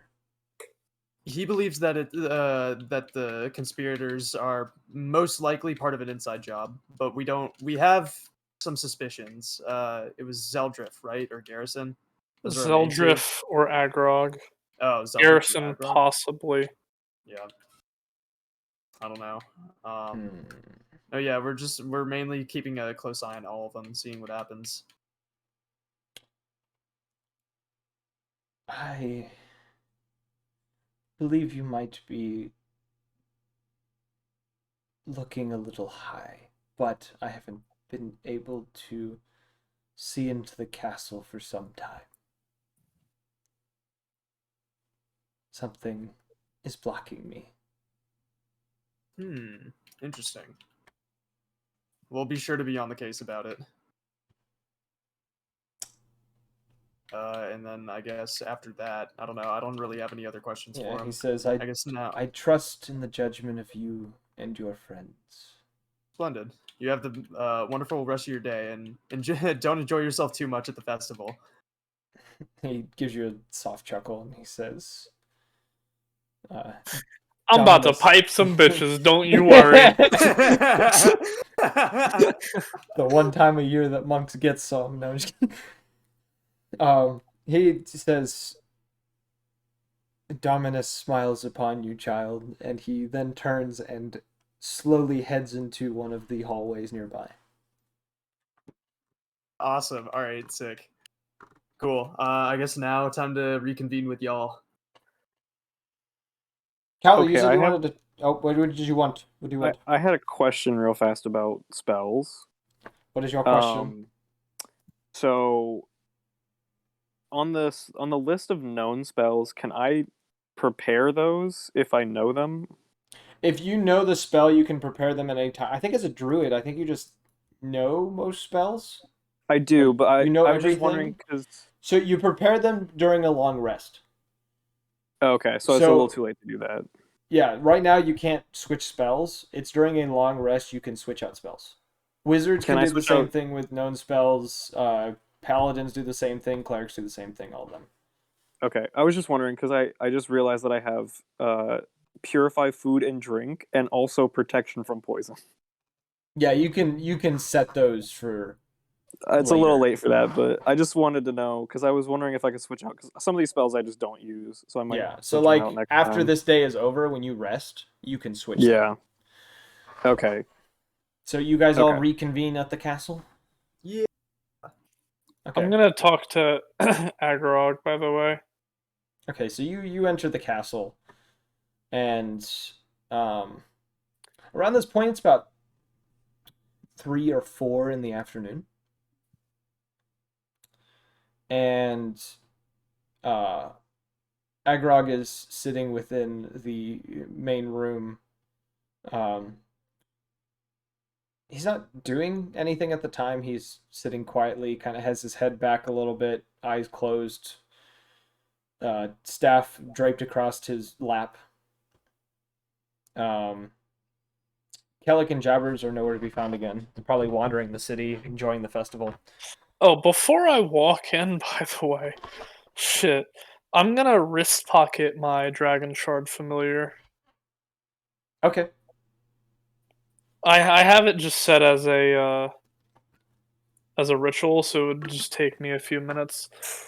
Yeah, so while you're outside, you just sit there for a minute and pocket it. Yeah. Okay. Just so that no one is just like, what the fuck is that? Which you did notice going down the road after leaving that shop. There were a couple people that were like, wow, that's interesting, and kind of like looking at it. No one like making any moves towards it, but like people like in awe of it as you were walking around. How large is it? It is about like a foot in diameter. It's maybe a foot in diameter. It's not huge. Okay. It's not like It's not like you have a stand hanging over your shoulder like JoJo, but it's like I'll have it stand like in the middle of my chest. You know, like the ghost from Destiny. It's about that size. Oh, a little ghost shell. But it's flat. It's like it is a flat diamond shape. And it doesn't talk to you every 10 seconds. And it doesn't make little fucking ghost noises, and it's not Destiny. There we go. Okay, yes. Every so often, like when it moves, it does make that like chime noise where it's like the shifting of broken glass type deal, but it's like it's just the crystals. Right. You could hide it under a cloak. If you were to put a cloak over it, my internet's stick it to your chest, it would stay there. By the way. Oh, my internet's about to go out, so just in case you stop hearing me. Yeah. Also, with that shard, you can also tell it to disassociate, where it kind of you can pocket the orb and everything, and all of it will stay together. You have a pouch for it. You were given a pouch with it. Oh, and I'll have it do that then. I'll have it hide in the pouch. I don't think I put that in the description, but yes, you have a pouch for it that holds it, and you can call it from the pouch. It's like a holster for it. Fun stuff, you know. So you put it in the pouch. Okay, so you enter the main chambers. Zeldrif is not around. Agrog is the only one in the room at the moment. Okay. Unconscious, well, partially conscious. You can tell he's on the verge of falling asleep in his chair. Oh, damn. All right. I won't bother him then. I was just gonna see if he wanted to teach me the rest of his spells. That's Zeldrif that was teaching you spells, not Agrog. What? No, I have. Zeldrif's the wizard. Agrog is the sorcerer. I just blew. Oh no, Evan lost his internet, Garrison? didn't he? What the fuck? Garrison's the librarian. Okay. Oh, it was Zeldrif. Fuck! Okay, yeah, you're right. Hello? Yes, you're still here. Hi. Okay, Pog. Yeah, so I'll find... I was Anders. trying to find Zeldriff, then. Go Yeah. fucking buggers. That was weird, but okay. Roll. I'm gonna say roll investigation. Yes, I'll let you roll Passive investigation this time. 16. Let's see what I get. Crit fail. Nice. Can my passive investigation be enough? I'm gonna say, due to your passive investigation and your crit fail, it takes you a lot longer to find him than it should. Oh my fucking... I don't know why you're not just like, yeah, you go and try and find them. Roll for it. But I have a passive that'll find them enough. I'm saying you find him. A crit fail, normally you wouldn't find him. But I you know. do find him. But at I don't some know why point, I roll with that I high don't of a know. passive I don't know value, either. though. You did You're it. the DM. You're making me roll. What do you mean you don't know either? I didn't. I said the investigation would work. You were taking the passive thing, and I was about to say you can do that, and then you rolled. No, I didn't hear that then. Fucking Christ. All right.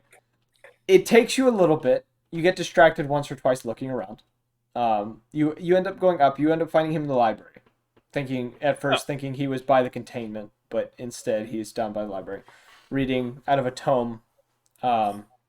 Garrison is not in the room at the time. It is just Zeldriff, who is reading through a tome quietly to himself, as kind of his back to you as you enter the room. Mm-hmm. And he is near the back corner of the room reading quietly. Kind of standing in front of the shelf. Right. I'll walk up to him and I'll ask, just like, sorry to bother you, but I was wondering if you could show me a few more things. If you're not busy or anything, I don't want to interrupt whatever you're doing. He slowly glances back at you and closes his book, slides into the shelf. He says, "It depends on what you wanting me to help you with." Well, I remember you mentioning a few more spells that you knew, which I just hadn't had the time to write down. And let me go find that list. Ooh, we should go try and find some of their living quarters. Was that list like 2 weeks ago? Was the list all from him? The list I gave you was the list of spells you have to learn via other characters, or finding scrolls, which I will randomly reward you at times. Okay. I think I remember he gave you. He gave me a bunch. He gave you wrist pocket, magnify gravity, and Sending were the 3 that you got. Right. Because you had asked for another one, but you already had it. Yeah, that's right. I was just gonna see if he could give me a movable object, bestow and remove curse, and clairvoyance. He sits there and thinks for a second. Oh wait, no, I have clairvoyance. Never mind. You have clairvoyance? Well, he sits there for a moment. He says, "Well, bless you. I don't exactly have the time to teach you all of those. I'm, well, a little busy, but I could possibly teach you one." If you could help provide the scrolls, I could test them myself.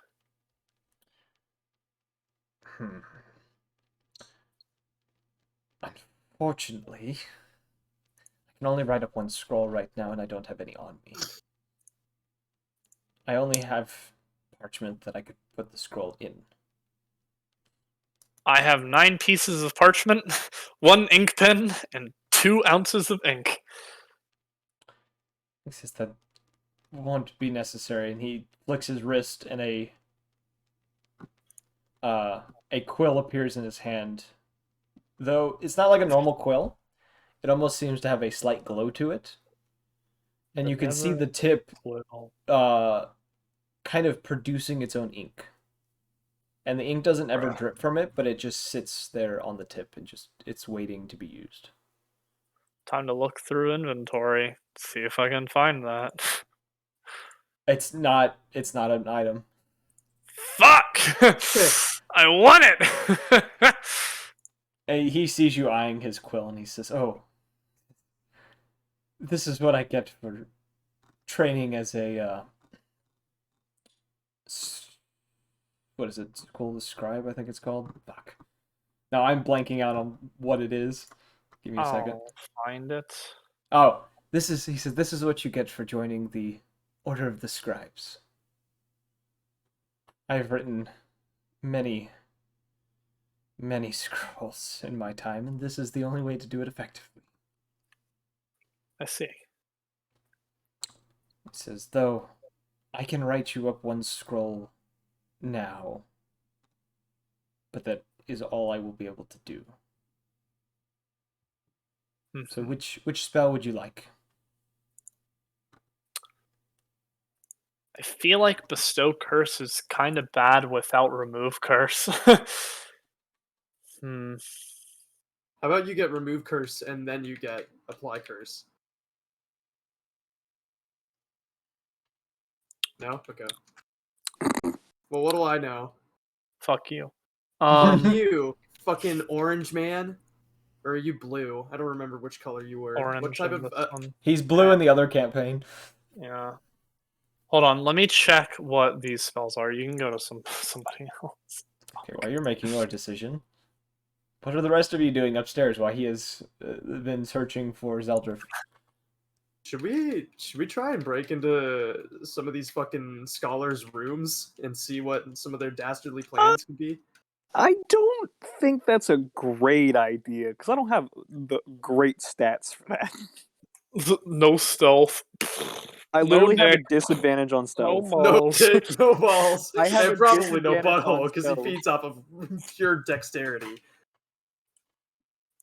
I got a Okay. disadvantage on stealth, so I don't know if that's a great idea. Monks are like rogues that punch a lot. That's literally what a monk is a rogue with their fist. I mean, I could like stand guard while he like sneaks in there. Don't you have wild shape? Does wild shape still work if I'm wildfire? It should. I think all druids have wild shape. Maybe I'm then wrong. yeah, I could, but I do have. Oh, I you still could be a rat and you could like go through the I don't know. The rat. You rat yes, dog. sir. You could be. Yes, sir. Yeah, it just sucks because I only have 2 wild shapes per per short rest. Oh, okay, understandable. I mean, I could use be a one bird, now. and you could like fly around into like the window panes and like unlock the doors and shit. I don't know. Turns out all the windows are closed, but can't see them. Bonk. Bonk. Yeah, I don't know. Windex commercial. Yes. I don't have. Well, fuck. I don't have any lockpicks. I don't either. I'm not. Yeah, I don't. I'm not proficient in any of that thievery. I have bullshit. herbalism kit. That's all I got. Yeah, baby. Nice. Okay. Yeah, baby. That's what I'm talking about. That's what I'm Should talking we about. go? Should we go out and try and get the Arakokra? The Or female? See if the Arakokra bird is. While like, you guys talk somewhere about around this, at keep the talking. I'll festival. be right back. Keep conversation. Are you talking wonder- about the Archmage or are you talking about the one that we ran into in the Underdark? The Underdark bandit lady. Ooh, I don't know if we're gonna have much luck finding her. What if she's at the festival? That'd be hilarious. Is she? You wanna walk the grounds of the festival and just kind of see if there's anything that sticks out? Yes, but I don't wouldn't be know that how. bad. I don't know how far away we should stray from the castle, though. Or like, Maybe which not parts of too the castle far. Should we go inside? That's tough. I mean, I don't really know what's the best option for us right now because we're just trying to investigate people, honestly.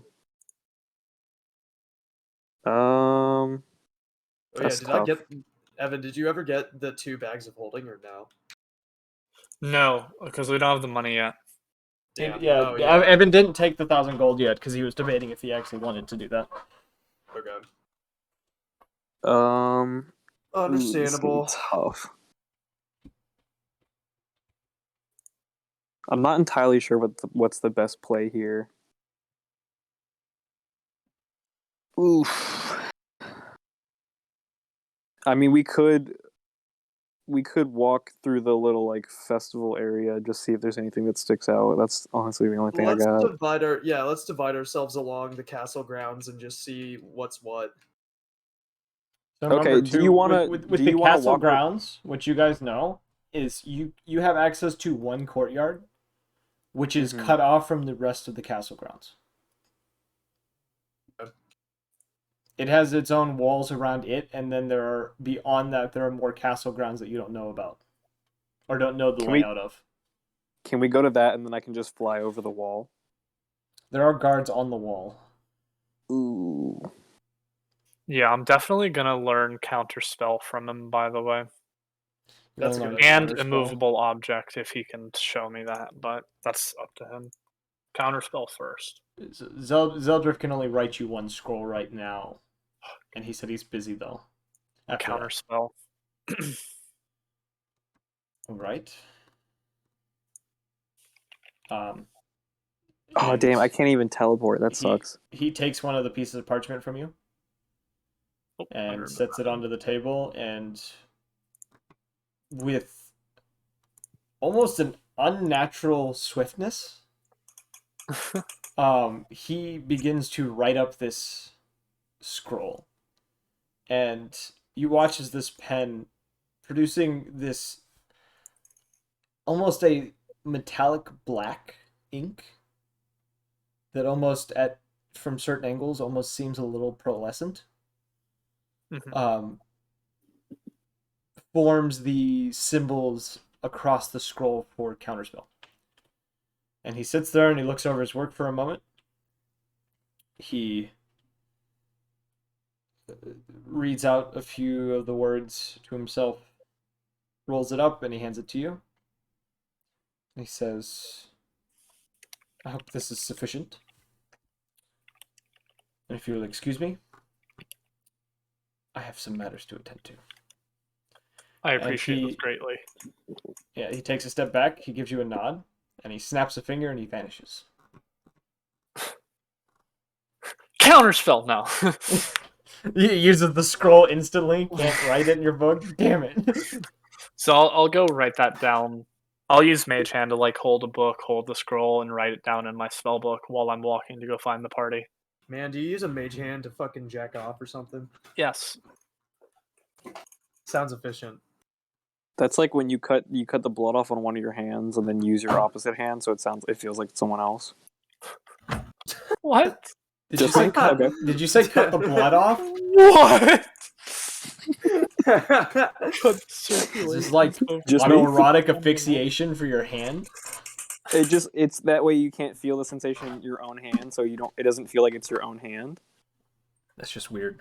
But okay. I love that this is on the internet forever now. Yep. And it's us. God damn it. Pog. Poggers. I can't believe this is happening. Okay. Alright. So, you got that, and what is the rest of you doing? Are you guys just hanging out around the castle? By this point, it's probably... It's nearing about 6 in the afternoon.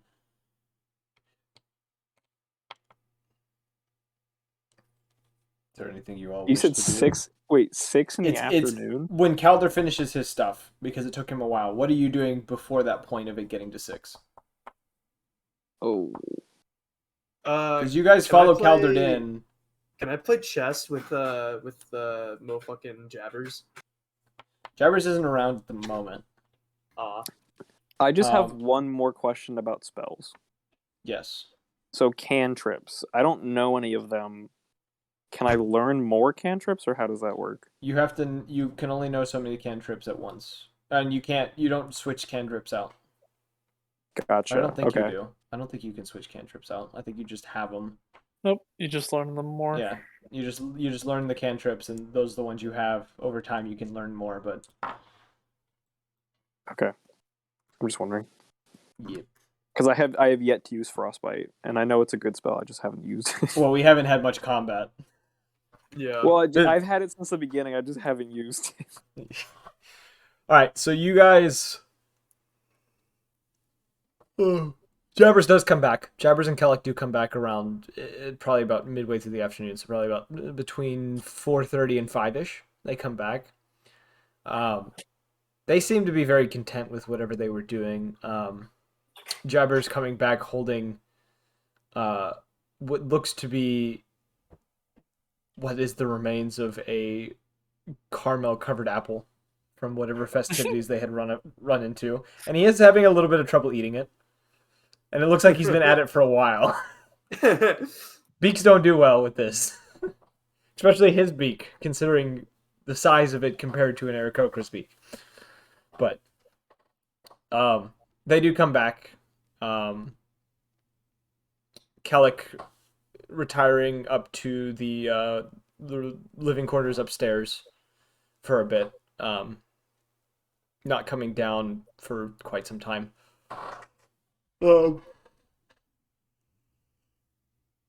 And around the time that about 6:30 rolls around in the afternoon, you guys are all settled within this room. Calder trying to teach himself this spell.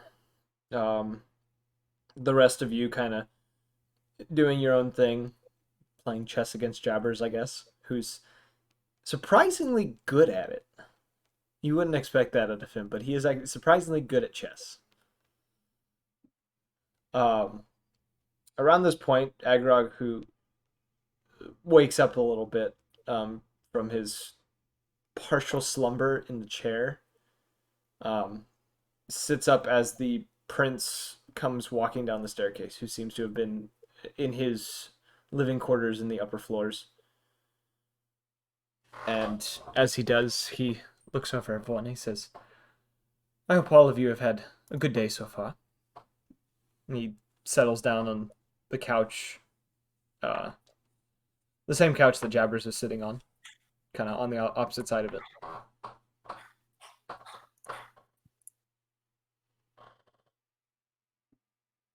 No one replying.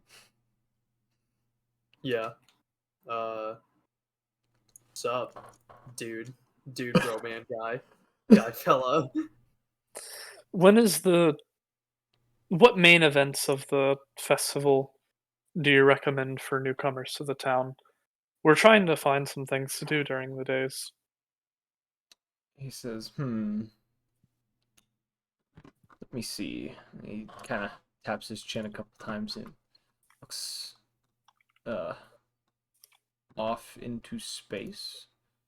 And I'm trying to find my notes on the things that happened during the festival.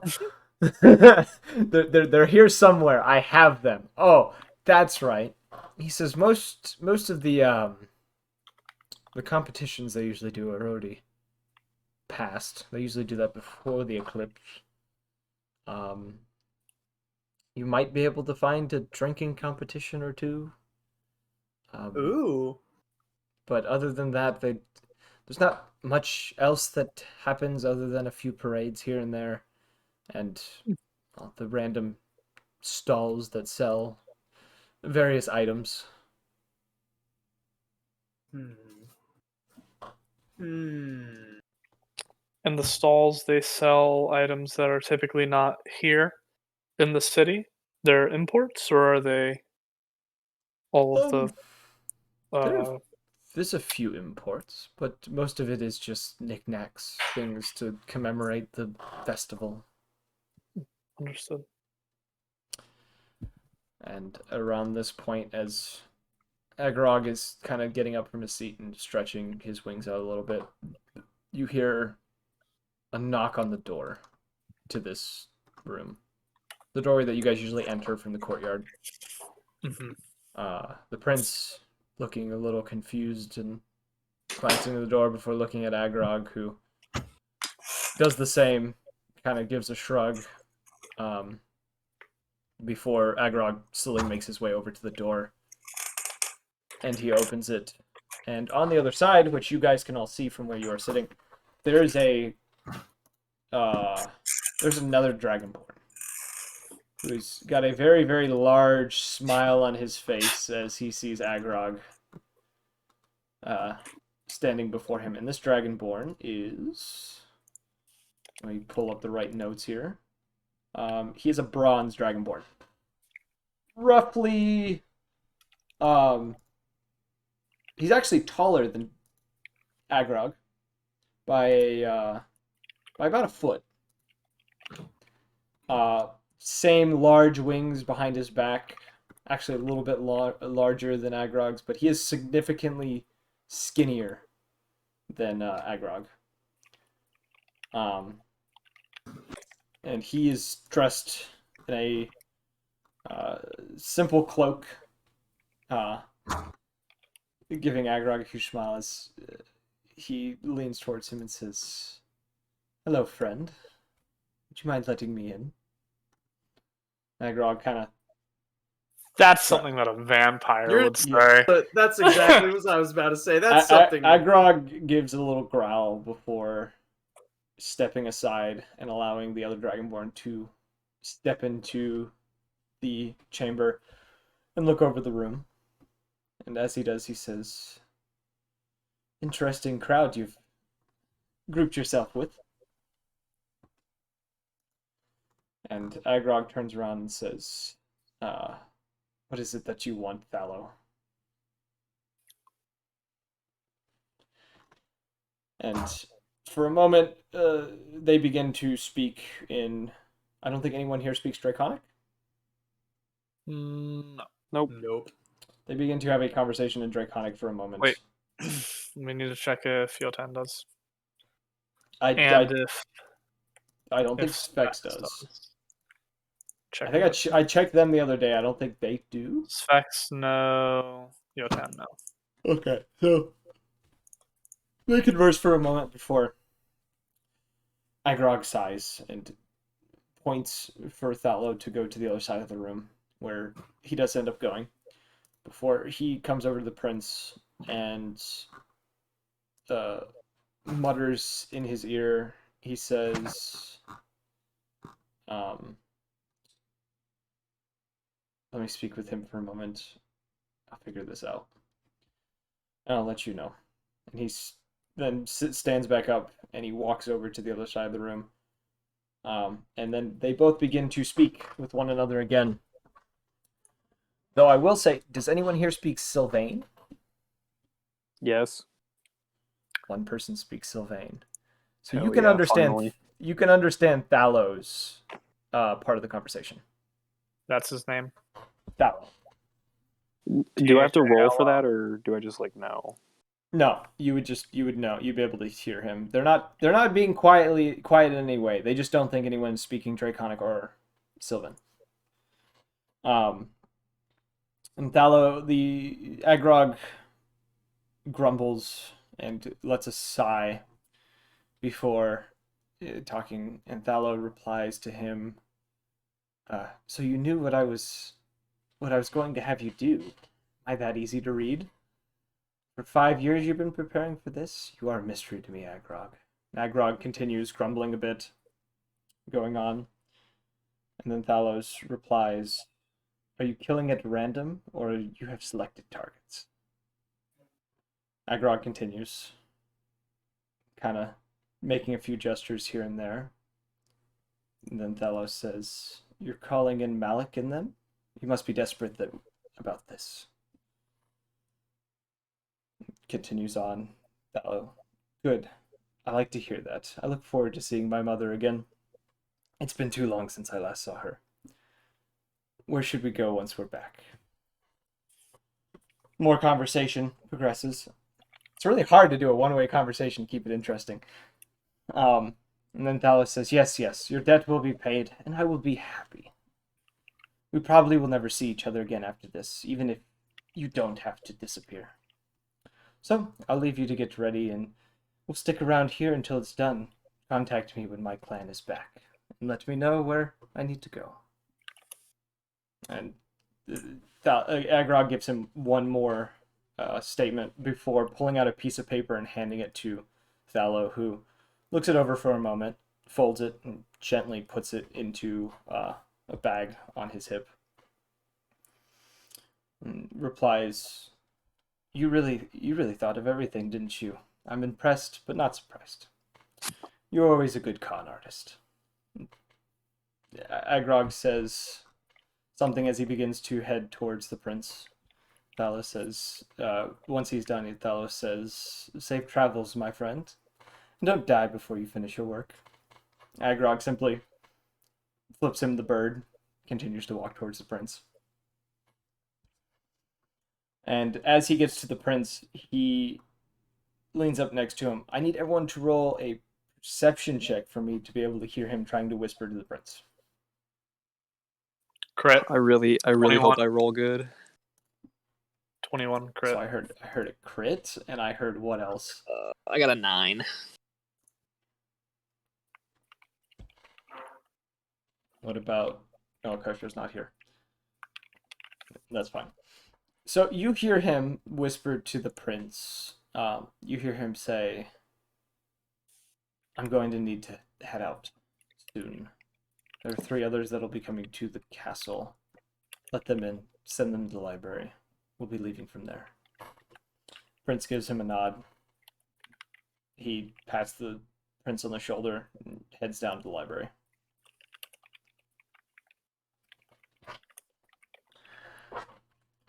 And I'm going to turn to Calder and the party. I'm going to take them aside so that we're kind of out of the earshot of everyone. You can take them Quiet. upstairs. You can just like nod to us, like you hear that too, and we'll shake our heads. Well, you guys didn't hear the conversation leading up to it. Yeah, that is true. So I was going to relay what was said so that you guys kind of understand the context as to what he was saying.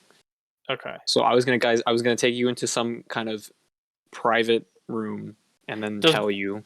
Does the prince need anything else from us? Is he gonna stop us, or are we just gonna like walk out? So you guys all kind of get up and head upstairs, and he doesn't say anything. He is in a little bit of thought, kind of rubbing his chin as he's kind of staring into the fire. Jabbers kind of stands up and joins you all, kind of tossing the remnants of the apple that he was attempting to pull apart from the caramel. Just kind of gave up on it. It was like half eaten. Tosses it into the fire. Follows you guys upstairs. Kind of a little bit of caramel stuck to his face. When I see him come upstairs with us, I'll rub the caramel off of him and I'll say, Jabbers, can you understand any of those languages that they were speaking?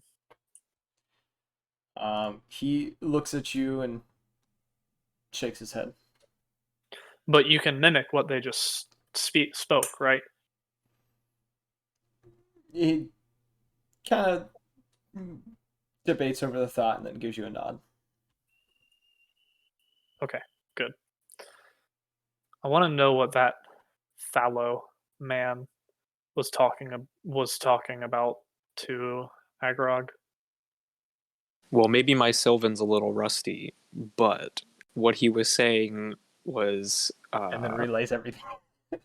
I was gonna try to do a rundown, but then I was like, I was just like, you relay the conversation honestly as closely as you'd be able to. I started taking notes on the debts, calling in someone, Agrog disappearing, being a con artist, and then him what he whispered to the prince. But I didn't get anything of that. Anything before that. It was Agrog said, "Are you killing randomly?" And then Thallo had said, No, Thallo had asked him, "Are you killing randomly, or do you have specific targets?" Yeah. What? And he also said he made a comment about how Agrog already knew what Thallo was going to ask him to do, and he's been preparing for 5 years. Mm-hmm. Which, thinking about it, and I will give this all to everyone instead of making everyone roll an intelligence check, there's a period about 5 years ago that you guys have those that have been in Obscuras for their whole life, Kosho being excluded from this considering he's only been here for 6 months. Nerd. 5 years ago, there's a gap in your memory. You have lost a duration of time from 5 years ago and some time further back. You have no memory of a certain time. And now that it has come to mind of that, you are now realizing that you have a gap in your memory. And you don't know how long it is. You just know it ended 5 years ago. Whatever was blocking it ended 5 years ago. Interesting.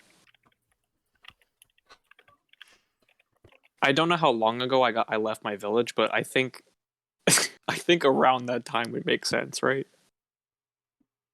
It would probably be because if it was any earlier, you would remember leaving your village, and then Mhm. it would be sometime after you left your village. You don't remember how long ago you left your village. It would be there's a gap in your memory sometime after you left, Gotcha. and then you remember about 5 years ago you were just kind of wandering, but you don't know why, And I don't know for how long. and you don't know how for long because you Gotcha. have no memory of that wandering. Gotcha. I'm gonna pull up a researcher feat, see if I know anything, any small written down detail at the college, after the college, before the college, when I wasn't even created yet, when I was still a part of the Magic Weave and Yes. Mystra. I'm gonna try and recall anything like that. Anything like the gap in your Anything memory? about the gap. What happened before? What might have caused? Who was involved? Was it gods? Was it whole universe? I would say roll me an intelligence check with disadvantage. Can I roll a history check? Arcana or history? Is it the big squeeze? I would say either. I'll roll. Can I also roll that? Yeah, roll with disadvantage, both of you. Please. So I crit one, and the other one I made a 23. I got an 11. Okay, so Orion doesn't recall anything. There's nothing that he can think of. You remember hearing and reading there was some sort of about 5 years ago. There were some things that had started happening that weren't normal.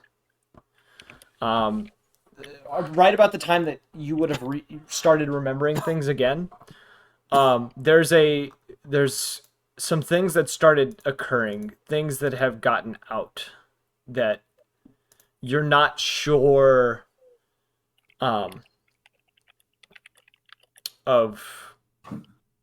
the details on these things. You recall hearing word of a entity that was running around parts of Tiberia at one point, described as a devilish individual that was making deals and was playing around with mortals before disappearing. You've heard about there was people that who believed to have been dead who made a reappearance. A strange arcane influx in a part of some of the mountains within Elmoria that no one has been able to find the source of this influx, but it seemingly vanished as quickly as it appeared, and things of that nature. But it's very fuzzy what you can recall of that time. You don't remember anything. You can't find anything within that gap of time. Nothing significant happened that seems to be of any importance. But it's the moment that your memory goes back to the moment after your memory is blank.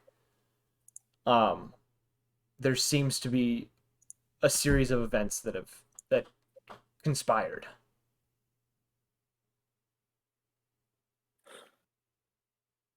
Mm-hmm. And you don't know why. So I'm pretty sure my character is from Tiberia. Would my character know about that like fiendish individual that was going around making So deals? you weren't in Tiberia when that was happening. So gotcha. I would say no, with that intelligence check, no, you wouldn't have heard about it. Cool. Just checking. Does that have anything to do with the rejuvenating waters? You don't know. Okay, understandable. And that was also a different timeline? That's or a fine. different No, yeah, universe? I just like, wanted, yeah, there's a there was any chance, relevance. based on what you kind of have taken from everything, there's a chance that could be a correlation some way, or there's something bigger or else that's going on. Fun. I wonder if the curse marks have anything to do with it. But that's all that you kind of pull out of it. Good point. Thank you. So how long do you guys want to spend up here discussing this and thinking over everything? Actually, no. I want to go. Is the prince with us? The prince No, is he's still downstairs downstairs. again. I just want to ask everyone if, like, what should we do about Thallo and Agrog? Because they're clearly planning something. Yes, but he mentioned leaving, so But maybe he was leaving after he like kills someone or spikes the drink. We don't know. but the prince knew that he was leaving and doing something. But he could be lying because he's a con man. Why not ask the prince then? I feel like that's a little too front. I just don't think the prince is going to know. I think he's going to be ignorant to it. I feel like asking him wouldn't hurt. Okay. I guess we can ask the prince about Agrog's comings and goings. All right. So you guys head back down the stairs after your discussion and a little bit of attempt to recall various information. As you do, you hear, upon descending the stairs, the door to the chamber down there opening again. And as you turn the corner, the first thing that comes across your sight is a large figure in black armor on the other side of the door, who has to crouch in order to get into the doorway. And the man who comes through, the first one to come through out of the three that you can see within this doorway, appears to be a minotaur dressed in fine black armor, a halberd across his back, holding a helmet under his arm, and seems to be smirking, very, what's the word I'm looking for? Intensely. Smugly. Yeah, smugly. There's an ego to this guy. You can tell. I want to be his friend. I want to be his friend. He comes through and he kind of looks over the place. Behind him, you see a drow woman dressed in similar armor, not as thick as his. Seems to be a sort of studded leather. You can't see the weapons on her. She has a cloak on that seems to be covering any kind of weapons. And as you were looking at her, it's almost hard to perceive her for bits of time. It almost seems like her image is scattering every so often as she's walking. Do they have any like marks on them to signify like what group they're from? No. And do you have Dispel Magic? You see. Yeah, I do have Dispel Magic. The last person to walk into the room is a Air Ganassi, who seems to have a very similar smirk to the Minotaur, but not necessarily as he didn't seem to have the same ego as the Minotaur, but he is kind of a very prideful individual, as you can tell from him. Who are they talking to? Are they talking? They're not talking to anyone. They are walking into the room, and they seem to be heading straight for the library. The prince isn't saying anything. The prince is just kind of looking at each of them as they pass, but he is not saying a word. And just when Thallo and Agrog were talking, they mentioned 3 people also, correct? They mentioned Melik and the others. They never said how many. Okay. No, but he did say there are 3 that are coming when he whispered to the prince. Okay. And he said send them to the library. So those obviously are the 3 that Agrog and Thallo were talking about. Yeah.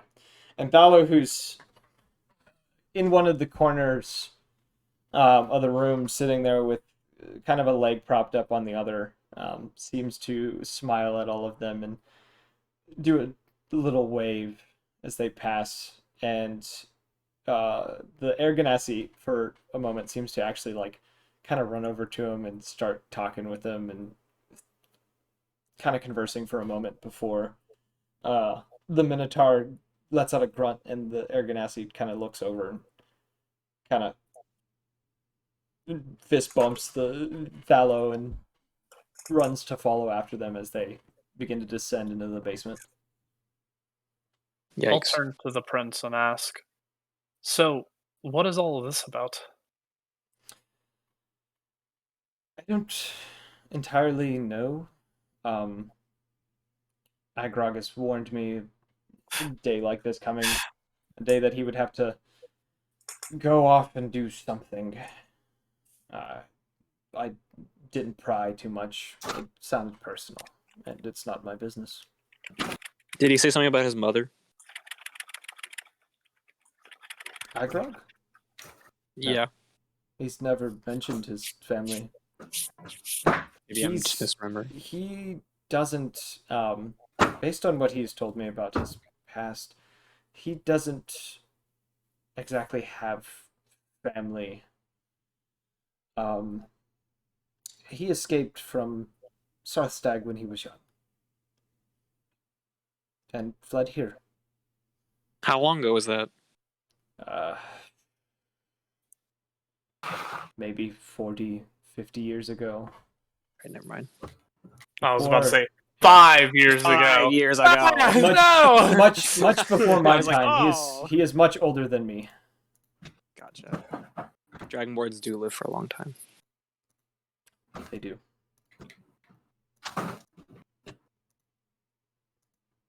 But as for the 3 that just came through, I've never seen them in my life.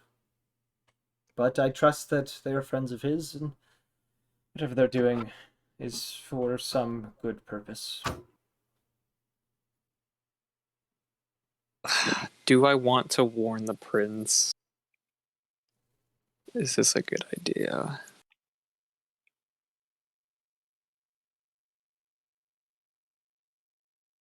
Not sure what I should do here.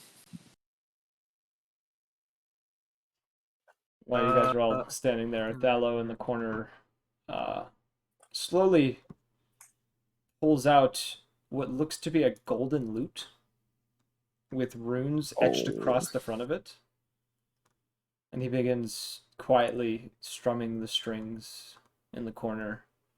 And as he does, these little illusions of almost a wind around him seems to form as leaves seem to materialize in the air as he begins to hum to himself, strumming the strings quietly in the corner. I'm going to prepare Dispel Magic. Or Detect Magic. You're preparing it or casting it? Fuck.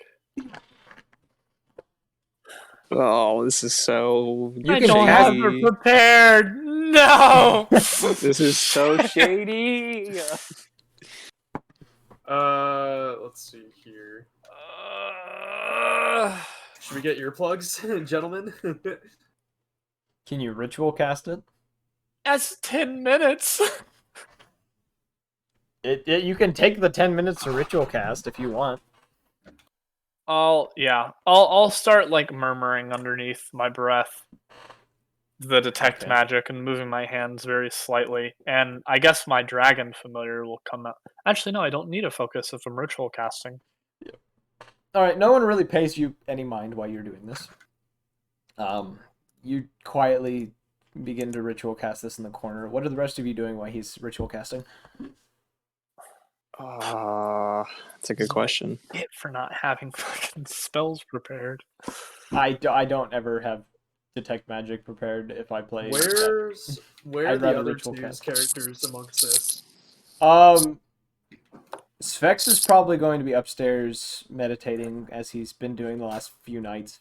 Jotun's probably in the room just standing in a corner, acting as a coat rack again, because that seems to be his trend. Jabbers is still down here. He's sitting next to the prince, kind of. Right now, he's softly mimicking the hums that Thallo is producing. Okay, yeah, I was wondering, he's Mr. Bardman. What does he know about this? He also seems to be eyeing that instrument quite heavily. Huh. And there is a look of desire in his eye. Almost a bit of envy and lust, a bit, at the instrument. He's trying to fuck that loot. Don't think that's what that means, but okay. You said lust. That lust does not always have to mean that, but okay.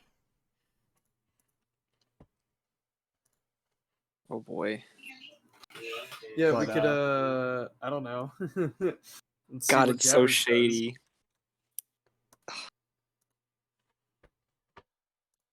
Actually, I want to ask him where he learned that melody from. Okay. Without skipping a strum, he looks up at you and he says, "Oh, it's from my clan. Mother used to sing it to me."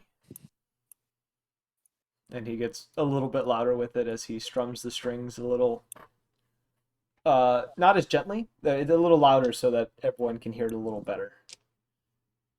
He continues to hum the melody. Would I have already detected magic by now? By this point, your detect magic would go up. Okay. Looking around the room, you see the prince is also dressed in his armor as he normally is. Right. He has what you can see, the two swords on his belt seem to be glowing quite heavily. There's a shield on his back that is normally there. That is also glowing. On Thallo, you notice he's got a couple things glowing on him. Yikes. The instrument itself is glowing. It is resonating a bit of illusionary magic. Mm-hmm. He seems to have something in one of the pouches on his hip. Looks to be some sort of. I'm trying to think of what. I'm still learning the schools of magic myself. It looks to have some sort of detection magic on that item that is stored away in a pouch. There's a sword on his hip. Seems to have, I would say, conjuration, I want to say, magic on it. And there's also a crossbow on his back that seems to have just a more major enchantment on it.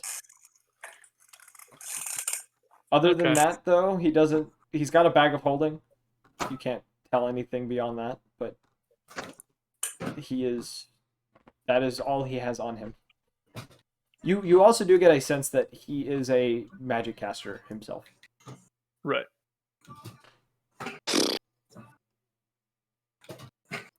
But other than that, that's all you kind of get out of this room. Okay. Let's see. What other guests can we find around the room? And you do have 10 minutes of this site. Yeah, I know. I was gonna go down to the library and just walk down there, actually. Just casually walk down there. Yeah. Alright, you begin to walk down the library. Roll a perception check for me. Fuck you. 9. Okay. Damn. You do hear voices as you are slowly heading down. And you do see the 4 individuals standing around the table, looking over what looks to be a map, for a moment. And Agrog is pointing to several points on the map before he pauses for a moment, and he slides his hand over the map and it disappears. And he glances up in your direction as you finish descending the stairs. I'll ask. Have you seen Garrison? I just wanted to talk to him, and he usually is in here. Sorry if I'm interrupting anything. He says, I've not. I don't know where he would be right now. Well, thanks, anyways. And I'll head to one of the bookshelves and just start reading. I'll also mention, do you need me to leave? Is this important? I don't mind. I can always come back another They're time. all kind of looking between each other for a second. And the Minotaur, for a moment, kind of scoffs a little bit. Just says, let's just fucking get this done. Agrog shrugs, holds out a hand to the others, and they each place their hands together, and then with a poof, they're gone. My detect magic could detect that spell. Just teleport. It was teleport a teleportation. circle. Just teleportation. At a high level, damn. Well, they are. Agrog is there for a reason. He is sorcerer. Yeah. But he vanishes. He bamps out of there. He's gone. The others are gone as well. So you are alone in the library. And Thalos stayed. Yes. Thallo did stay. So, weird question. Uh-huh. Is there any residual This is going to be like fucking heavy, just like... Roll investigation. Because I know what you're talking about. You're talking about residue of like arcane residue from any spells that were cast. Come on. Crit fail, but I have a fucking 16. Could I roll Arcana? Actually, that probably would have made more sense, yeah. Because my investigation is already high enough. See, there we go. 22. Okay, so you With my detect magic, I was going to see if there was any residual magic that I could, like, view. You are getting a kind of an illusionary magic. Whatever map that he had on the table seemed to have been an illusion conjured up of his mind, so he has a memory of a map of some sort based on what you had, a little bit of glance that you did see. Though the only other magics within the room, it seemed where the others were standing, there is a short moment, there is a sense of illusory magic on them as well.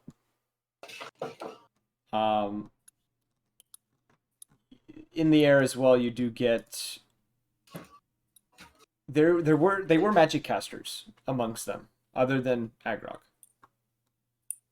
But not all of them were magic casters. You can't tell specifically on which one is a magic caster, which one's not. Darn, I really think it was the Minotaur and not the shifting lady. not the one whose image wasn't staying still. Yeah. The vibe you were getting off of her though from that spell, because you did see them. Oh yeah, you did get to see them all when you walked down, so you would have been able to see the magic on them. All of them seem to have various enchantment. They had various enchantments on various items on them. All of their cloaks were glowing, an illusionary glow.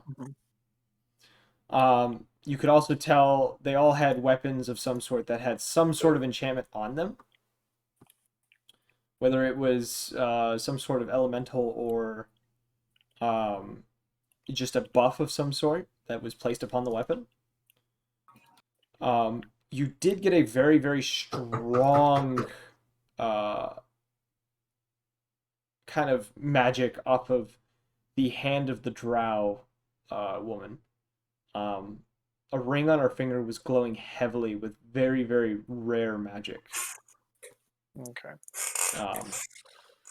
But other than that, it's mainly mostly enchantments and stuff.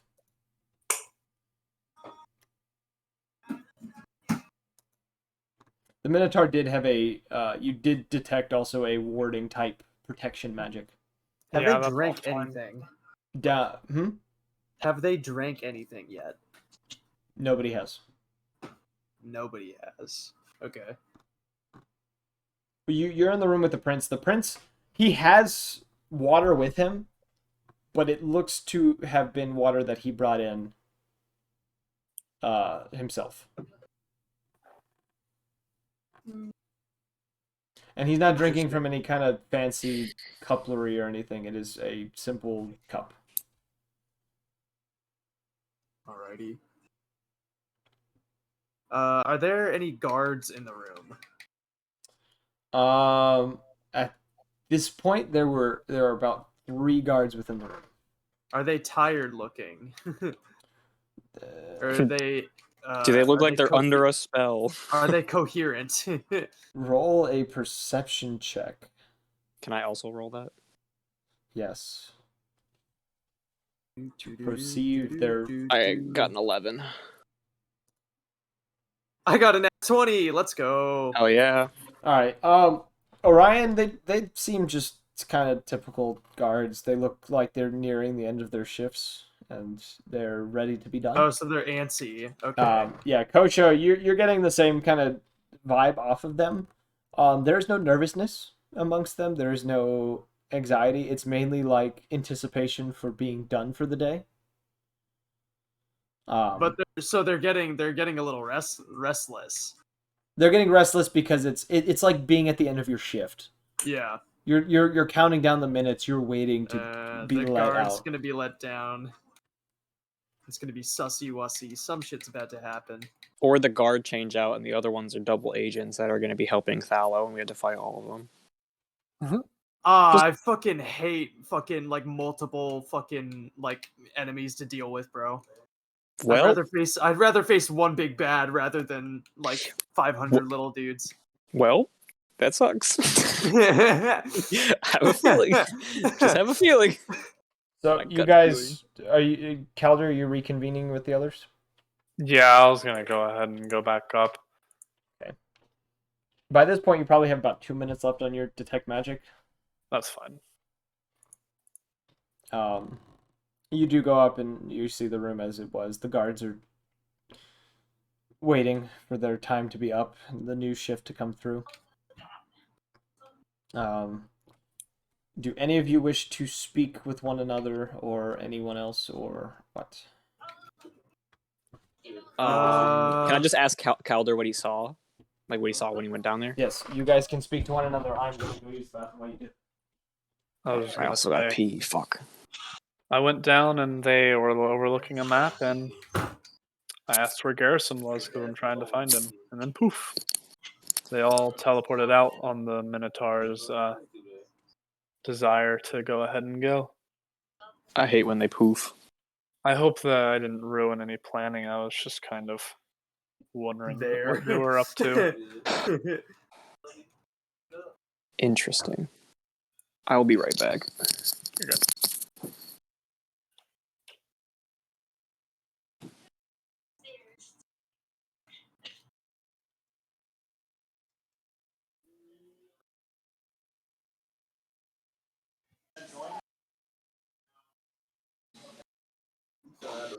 Bro, I've been doing schoolwork for half the day, but for the other half, I've been playing Kazuya, trying to figure out his fucking moveset. So, Jesus. Now that you guys have gone through the day, is there anything else you'd wish to do for the day, or do we want to kind of move on from this point? So, based on how this is, from this point forward, you guys have, 3 days worth of time to do as you please until, whether that's investigating, shopping, hanging out, trying to learn new skills, things of that nature, while the festival is going on. Mm-hmm. Like, what are you wanting to try to accomplish in these 3 days? Father Zeldrif for more magic. Oh, no. All right, I need to talk to the prince now. I need to get my 1,000. Okay, you do get your 1,000 from him. Cool. Not gonna RP this right now. And then I wanted to go buy a bag of holding and go 2 bags of holding. Well, you can just come with me. All right.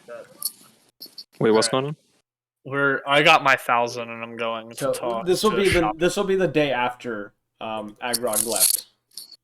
Right. So this is the following day. You guys would have taken your long rest, switched your spells out as needed. Yeah, I'm gonna do that real Everything fast. else.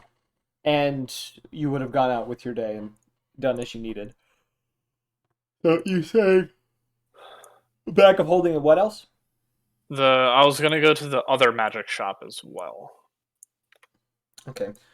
I would say the bag of holding. I said the 110 for that. Yep. And the ring of what was it? Spell storing. It's gonna be a surprise, but I'm that's sorry. fine. The ring. Yeah. Let me rewind time real quick. Bag of holding ad. You said bag of holding bad. Bag of holding ad. Yes, I know what you said. I'm just fucking with you. Yeah, I was gonna go to the other magic shop and see what she had, and also buy that ring. So, how much would it be, by the way? As I'm remembering from previously, she was selling it for 2,000. God damn! What the fuck, lady? Oh my god! Okay. It was a rare. She explains it to you. It was a rare shipment, and as of right now, it's the only one she has. There are a couple people looking at it, but nobody has quite gotten enough money for it yet. Yeah, no fucking dip. Oh my god. I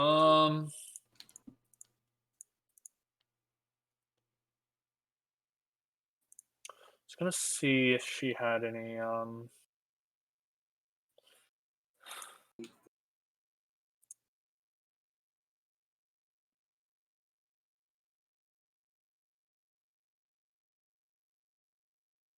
see if she had a decanter of water, of endless water. What is the rarity on that item? It's just a wondrous, uncommon. She looks around. And she does find one.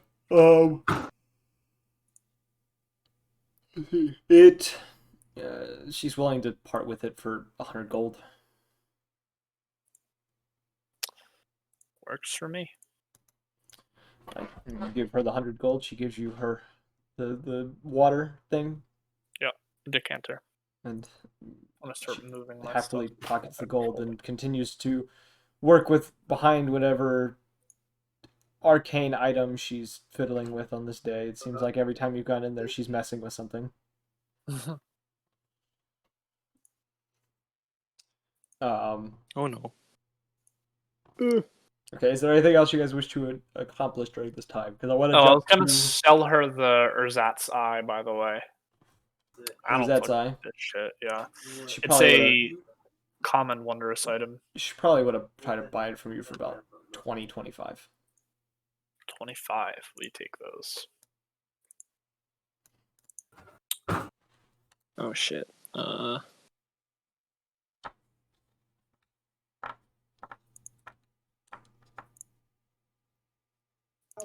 Do you happen to know how many spells of each level I can have? It should tell you automatically. I think you can have as many as you want of any level. Mm-hmm. Or not as many as you want of any level. Are you talking about prepared or knowing? Because I don't know how druids work. Just prepared, because I might have messed up and added an extra one after replacing it.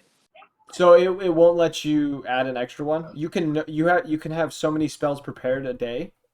Yeah. It's just the level depends on you. You generally want to have more level 1 and 2 spells probably, and then like 1 or 2 of higher level spells. I only know level 1 spells. Oh, you only know level 1 spells? Then you just have so many that you can know a day. It should stop you from adding more prepared spells. Oh, okay. Yeah, once you've added maxed, it should just tell you, hey, can't prepare anymore. Oh shit, I might just add to max then. That might be useful. Yeah, I don't know how many spells druids can just know at certain levels. It says under known spells I know like basically everything that's first and second level. Yeah, I think druids. I think druids are like paladins, where you know all of your spells. You just have to prepare Yeah. for certain ones because you kind of get them from your source. Yeah, you have a catalyst for druid shit. Yeah. You just Okay. So during the Oh shit! I can add another cantrip. Okay. during yeah, I think this it's like 4 cantrips and then it's like 3 spells or something. 2 or 3 spells for druids. It's 7. I know 7 spells. Yeah. during this this 3-day time, other than the shopping, what else do you guys want to try to accomplish? I'm gonna just walk around with the unopenable box because I still have that. Yes. Um, I didn't know if you remembered that or not. I've had that in no, the I back of do. my It's mind for in a my while. inventory. I look at it every time I look at everything. I look at that shit every day, wondering I'm, what's I'm in just the like, box. I look at it and I'm like, I wonder if the DM has noticed anything about this. You know what else I look at every fucking time I take notes? The luck, will, and mind coins that you never gave out. I have given one out so far. What? I want to say To who? Bryce got it. He got a will token. Of fucking course he got something. He got it he got it because of the situation I put him in. If he hadn't done the thing he did and he hadn't succeeded as well as he did, he rolled a natural 20 on something. Of course. He would have been killed by a griffin. So Okay, I'm also gonna be messing around with my dragon shard. Just trying to. I would say during that time, roll me an Arcana check. 1. Well, it was a 24, so. Okay. You remember that spell that I told you that Vivian was telling you about? Draconic Beam. Oh, yeah. You learn that spell messing with the shard. Is it I can cast it anytime, or I It get is. It counts as a spell slot. So it's a learnable. It is a spell that you can learn, and that is in your spellbook now. So you have that at your disposal as a spell that is something you can use. I am expanding your horizons. Well, Is it always prepared? Does it count against my prepared spells? Oh shit. I don't know how to set it to make it always prepared. Unfortunately, D&D and Beyond has been fighting me on that stuff. You can just have that at the back of your mind that you kind of always have it. Okay. But it's Can do.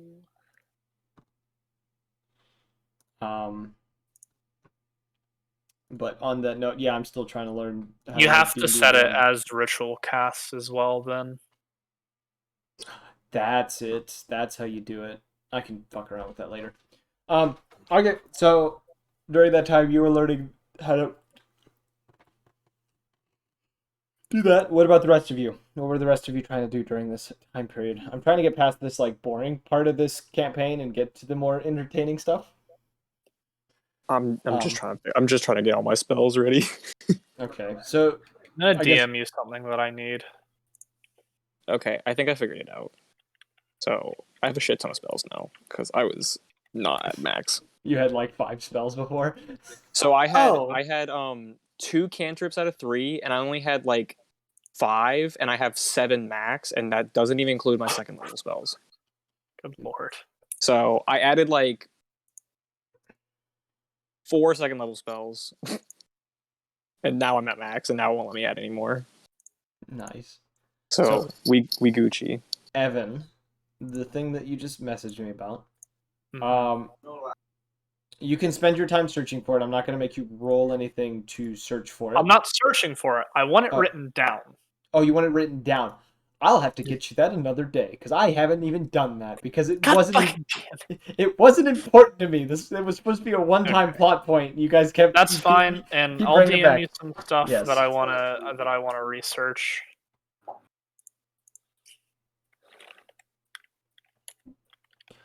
And for what you're telling me, Kosho,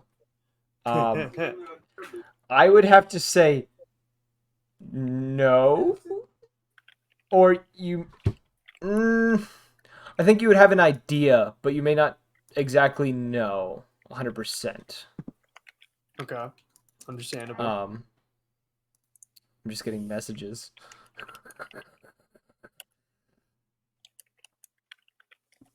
Because if I can make that serum, or make another altered version of it, that would be interesting. I'm just over here just chilling, I guess. Yeah. So I'll also be doing just like going around during the events and practicing magic so that level up. What was that? This Well, fucking guy. we're not doing it yet. Your time will come. Oh, your time will come, Evan. Your time will come. level up! Wizard. That's all I want to do. That's all any character wants to do. Combat okay? with one rat. Heck, do I level up? Literally just incinerates the rat with a fireball. Rat has 1 HP. Do I level up? I killed it. Do I level up? Alright. Also, if you refresh your character sheet, I did something to your portrait. You did? It's a gift. It's a GIF. Yes. Alright, so the 9th day comes, the last day of the festival. As you guys do your things. So during this day, you know... Actually, okay, so never mind. the I prince, was going to ask if there was one more opportunity for us to find the Aarakocra bird. So during this time, Zeldriff has been absent. He has not reappeared in the tower.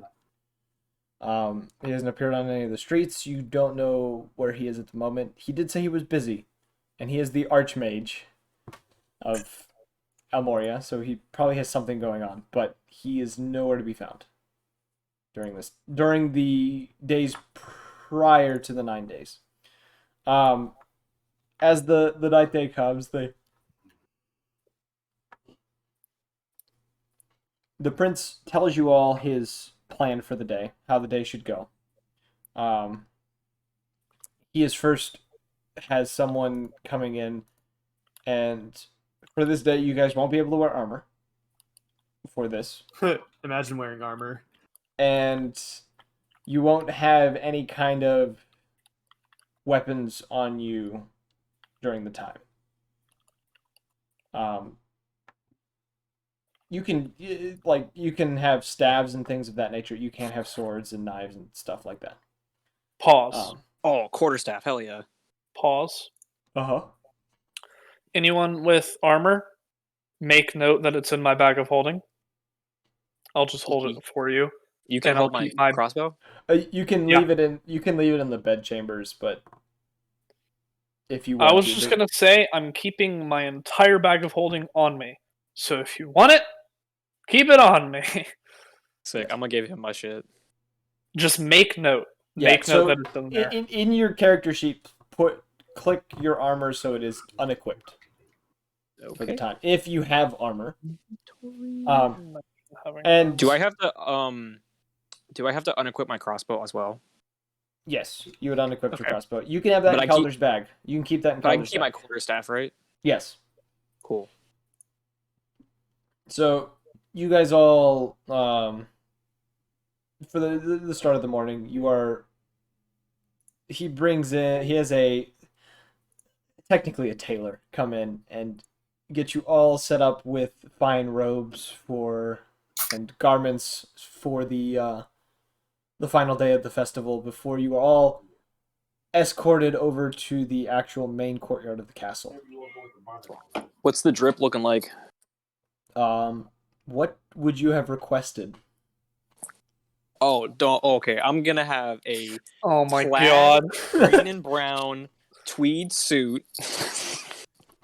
Fucking tweed. I'm a druid. It makes sense. It does make sense. It makes way too much sense, and it's actually painful how much sense it makes. Anyway, I'm just kidding, but no, you can do that. I'm all for it, man. I was gonna say I just think like what you would have asked for. I think dripping. just dripping. The dripping druid. I'm probably gonna have like a little twig on my lapel, a little sprig, you know. Keep my totem on me, you know. Keep that thing on me. I keep it strapped. I probably wouldn't wear jewelry, so I would get a little feather mustache going. Just pluck 2 feathers and just stripe it across your. No, beak? I would just have them growing, you know. Try to twirl them up a little bit. Okay. Hell yeah. What about you, Cal? Well, now that you ask, he's going to be in. Yeah, Caldor will be in like a traditional mage robe, but more fancy, and have like flame-styled stuff. Guy Fieri over here. So like, it looks Guy Fieri like coming in on fire type of deal. Incineroar flavored. Okay. Yeah, like it Hell looks yeah. like flames on the front and the back, and the fucking. It's like Hunger accents. Games. Yeah, exactly. Thank you. This girl is on fire. Oh God. All right, Coach. What about you? Let's see. Instead of Piss the and usual shit. piss and shit. Naked. No. Instead of the usual orange and yellow robes, I'm thinking maybe something like black and blue garb, and then having one of those cool, like, what are they called? What are those? Is it Tengu? What's the rice styled hat that the Japanese wear? One of those, but a lot the cooler rice hat. looking. I just call it rice hat. No, but like the cooler version ones, the ones that like samurai wear.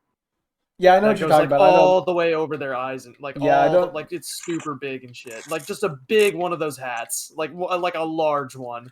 They don on the largest lampshade that they own. We couldn't find one of those, but we found this lampshade, sir. No, yeah, you guys get all dripped out for this.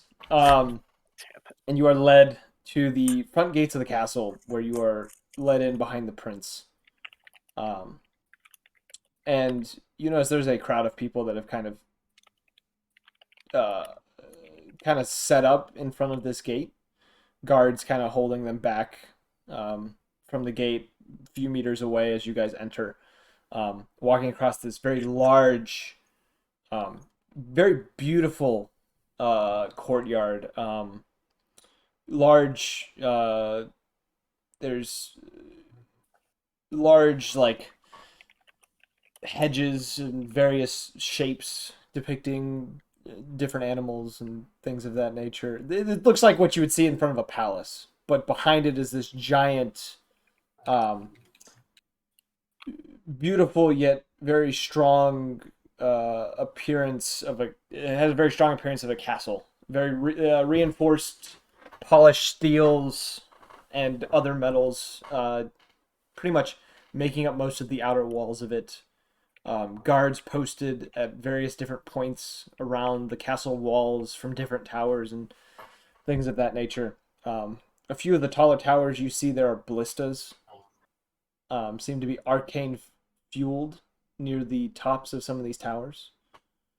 And on some of the walls. And you can see from a large balcony overlooking this garden, you can see the king himself looking down at all of you as you follow the prince to the front entrance. Can I talk to the hedges? Oh my god. What would you like to say to the hedges? Fucking talk to plants. I'm gonna be like, hey there, looking real sharp. Can you do me a favor though? I want you to keep an eye out for any like suspicious individuals. I already appreciate it. You keep on doing you. I'll bring you some water later, some nice crisp water. You seem anyway, to get the impression that they'll look out as best they can as plants. Yes. Befriending hedges. Befriending hedges. Fucking damn it. He's a druid. I just need you to look out for any sussy buckos. I should have said that, damn it. Anyone who looks kind of like the imposter. If anyone vents, let me know. Let us know so we can vote him out. I'll be on eject cams. him. And as you guys are led into another large front foyer type room and led up to a second floor um, that you led up to a second floor and then through a couple hallways till you reach where this balcony is. There's a large chamber with several what look to be noble families scattered about it. I'm gonna start ritual casting detect magic. By the way. Okay. You see Thallo is already within this chamber, speaking with one of the noble family, no, one of the noblemen within this chamber. There are a couple knights here and there that have also seemed to have managed to get their way in. About 12 guards stand post around the room, and there are a couple of servants that are moving around serving drinks and various snacks to the guests. Can we see Thallo? Is Thallo here? Thallo is talking to one of the nobles. And Okay. Zeldrif is also there. He is standing beside the king out on the balcony and they're having a conversation between each other. Who is talking to the king? Sorry. Zeldrif. Sorry, I don't know who I said. Zeldrif is out on the balcony speaking with him.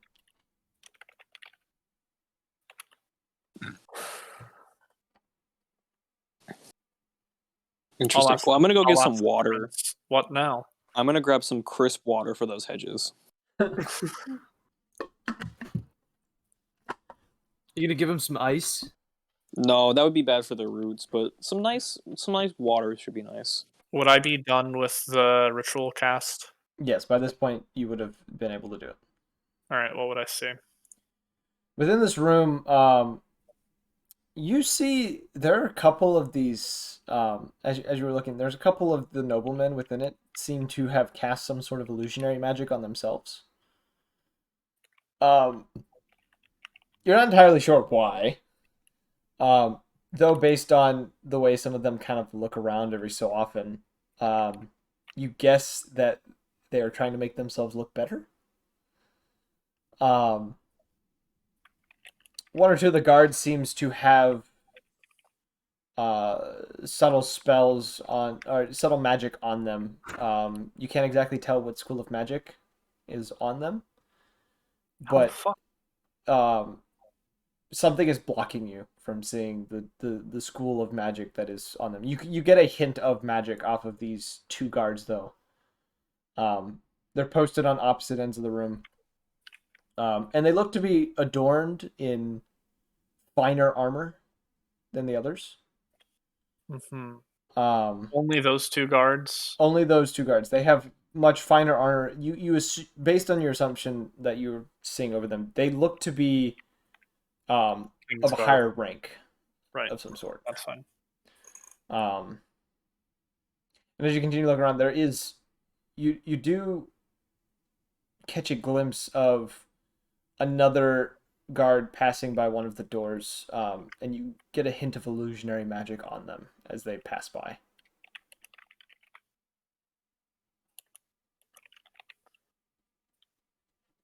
But other than illusion magic just on that one guard? He was passing by the room. He wasn't in the room. He was passing by. Uh-huh.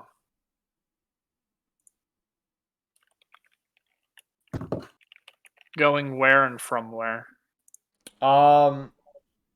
Based on what you know on the castle, it looked like he was heading towards the first floor. But he could be passing the staircase instead of going down it. And what's past the staircase? Based on what you saw, there are servants that have been moving up and down the staircase, bringing various drinks and snacks. There's also been that is also the path that guards have also been passing through to switch out each other, switch shifts, and to also escort people to and fro type deal.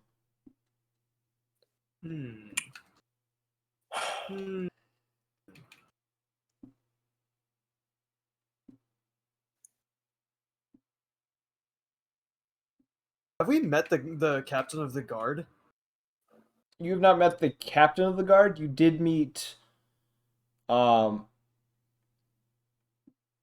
met one of the higher ups. You met them when you were looking for an archery trainer, or one of you was looking. Yeah, I met him. Yeah. What was he like? Do you remember It was from a your big. interaction from him? It was a big dragonborn individual that he met, who was in Kinda charge uppity. of. Yeah, Oh, he's nice though. Did we hear his voice? it was a very thick voice. That's all you Very have to say. deep. Yeah, And that's the guard captain. that was the guard captain One of of the them. prince's guard, not the royal guard, like the main one. Right. So But is that guy with the illusion magic, is he a part of the prince's guard? he looked to be adorned in standard royal guards armor. Okay. I'm gonna walk over to the nicer royal guard real quick, Okay. and I'm gonna say, sorry to be out of the blue, but that guard right there, and I'll point to him. So he I'll walked say, past the room. He walked past the room. He's not inside of the door right now. okay. I'll just grab the guard and be like, do you mind coming with me? I think I saw something happen over here. And he looks around to the others, and they give him a nod.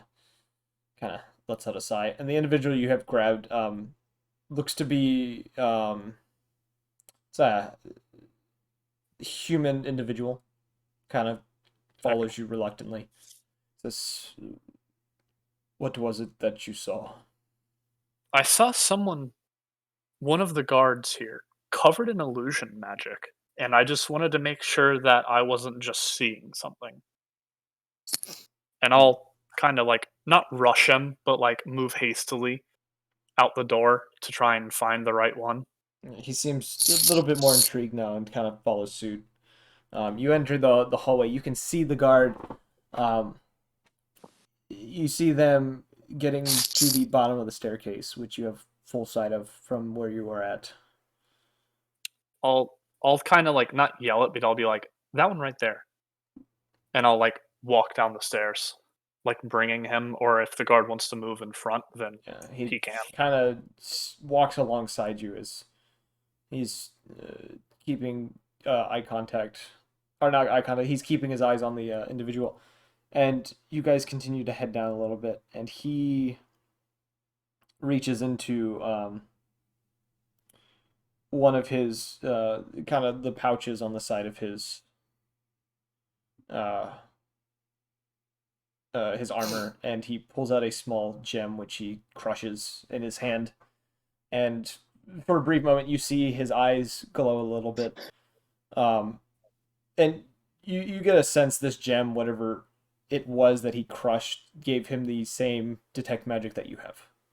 Mm-hmm. And he is eyes on the individual, and he says, he stops you at the bottom of the staircase, and he says, I see what you're talking about. I will look into this. You go back to the party. And he begins to make his way towards the individual. I'm gonna walk up the stairs part way, and can anyone like notice me like very prominently? There are a few servants moving around, but other than that, there are no guards in the current vicinity. Okay. I'm gonna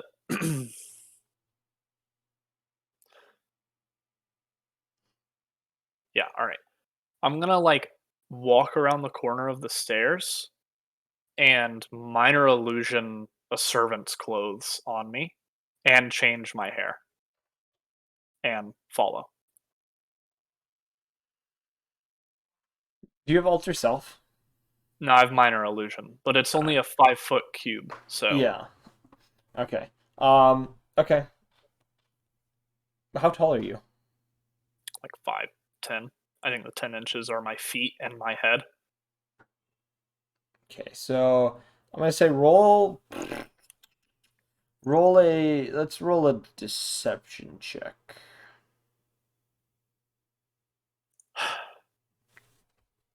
13.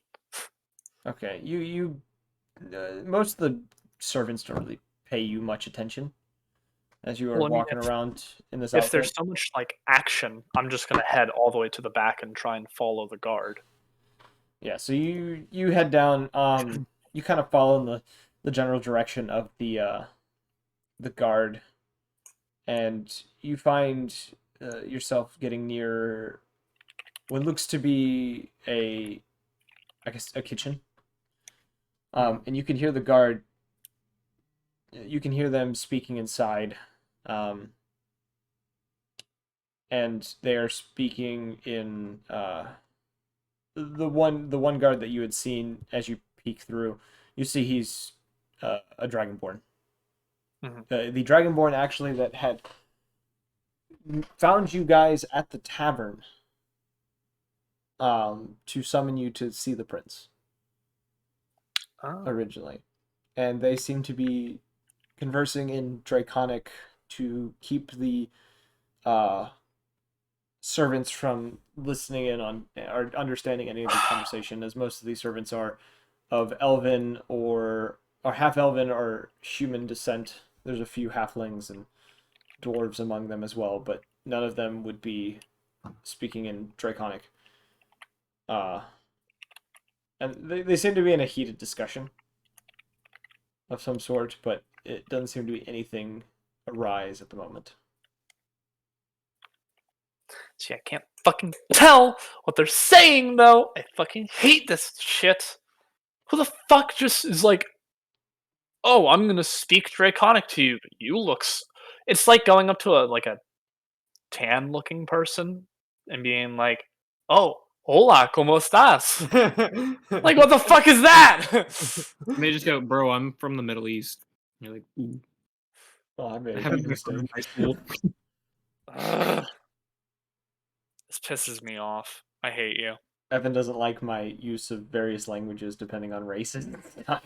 Yeah, because it's fucking bullshit. I hate it. Is there a spell where you can you can just like learn know languages? Yeah, I don't fucking have it though. It's like a 5th level spell. It's like tongues. Oh, okay. I guess I'll fucking sit for a little bit longer and then walk back. Alright, they wrap up their who conversation won the chess and game, by the way? We Between can talk me and about Jabbers. we can talk about that later. Actually, roll an intelligence check real quick, and I'll have him roll. Well, that'll decide it real quick. I hope Jabbers wins. No offense. Is it just straight intelligence? Okay. Yeah. 7. So Jabbers had won that chess game. Hell yeah! If you want to know, he rolled a natural 20. Shit. He checkmate your ass. You see as though the guard, they seem to come to some sort of agreement, and he pats the other guard on the higher up on the shoulder and says in common, I don't think there's anything to worry about. And he then turns and heads out a different doorway of the kitchen, while the higher up starts making his way back towards the hallway that you're in.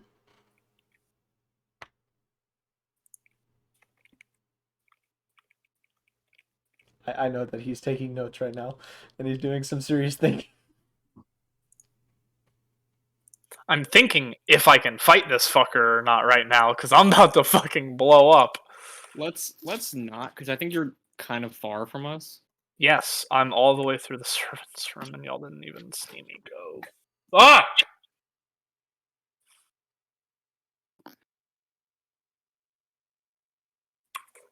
You know what? Fuck it. We ball. I'm gonna...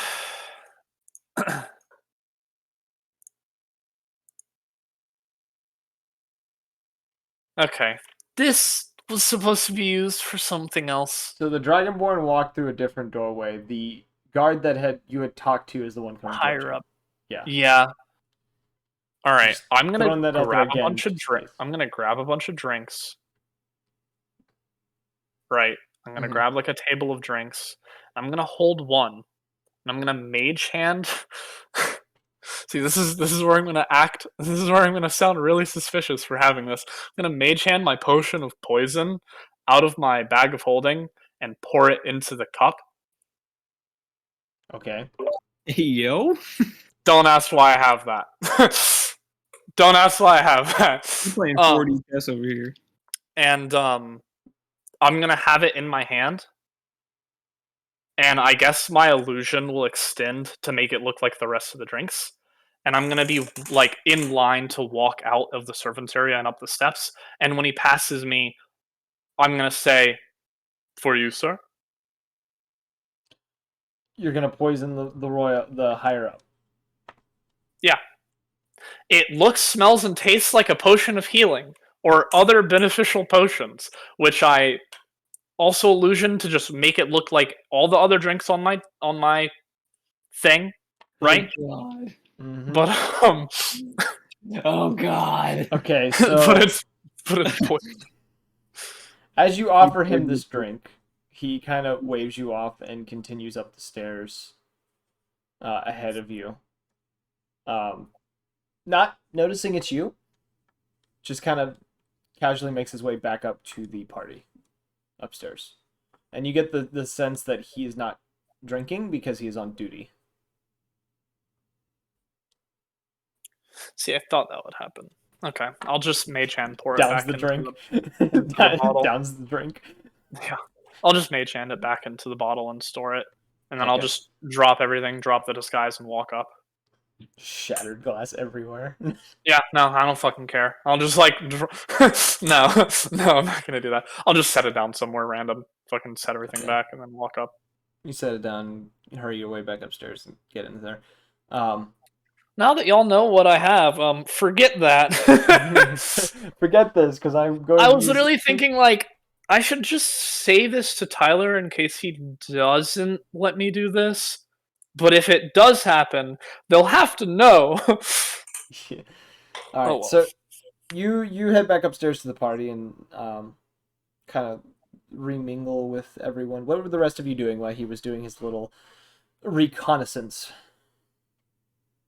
We were watching Bryce or I guess what's his name? What's it? Gex? Specs? Specs. 100 gex. 100 gex later. I guess I don't know. We were watching them have like a fucking arm wrestling match. That I'm perfectly fine with that. Mm-hmm. So you return to your compatriots who are kind of goofing around in the corner.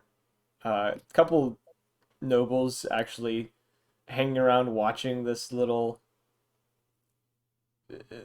situation go down, seeming a bit amused by the whole thing. Several minutes pass, and the prince comes over to you all and says, "Are you all enjoying this thus far?" Well, I know. Let's see. I know somebody who's definitely not enjoying this. Jericho. He lets out a soft chuckle. I feel like Calder's also not enjoying this. I'll return and be like, just stress. Just random like sparks coming off your head or something instead of sweat. Oh, it's literal steam. Yeah, It's just steam coming off of you. I'm about to be pissing steam. Yo, you need me to help you piss your piss steam? Jesus. It does. There's nothing to be worried about. We have a few protections up against what might happen. And he kind of shows you a medallion that he has underneath his kind of the royal garb that he's wearing. Says this should help with any kind of poison. That's a Paria proof of poison, isn't it? Something like that. He's the prince. He can get a hold of anything. Yeah, I was gonna say I forget the actual name. And he kind of gives you a reassuring smile and turns back. And as he does, that guard that you'd seen before seems to sway to one side a little bit and stumbles, falls to one knee, kind of holding his head for a moment, grumbling under his breath.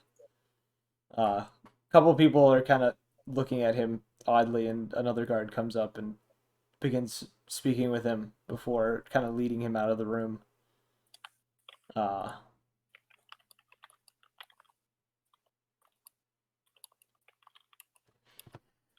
I hear him taking notes, and it's really funny to me. Shut the fuck up.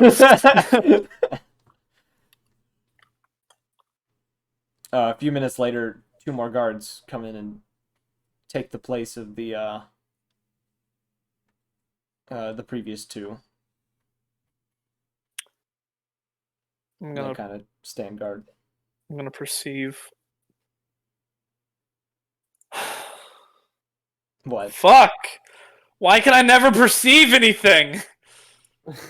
I just want to see what their race is if they were Dragonborns. Based on what you can see from them, one looks to be Elven, the other one looks to be which you presume to be kind of Goliath or almost half giant of some sort. They're both standing guard, kind of keeping watch.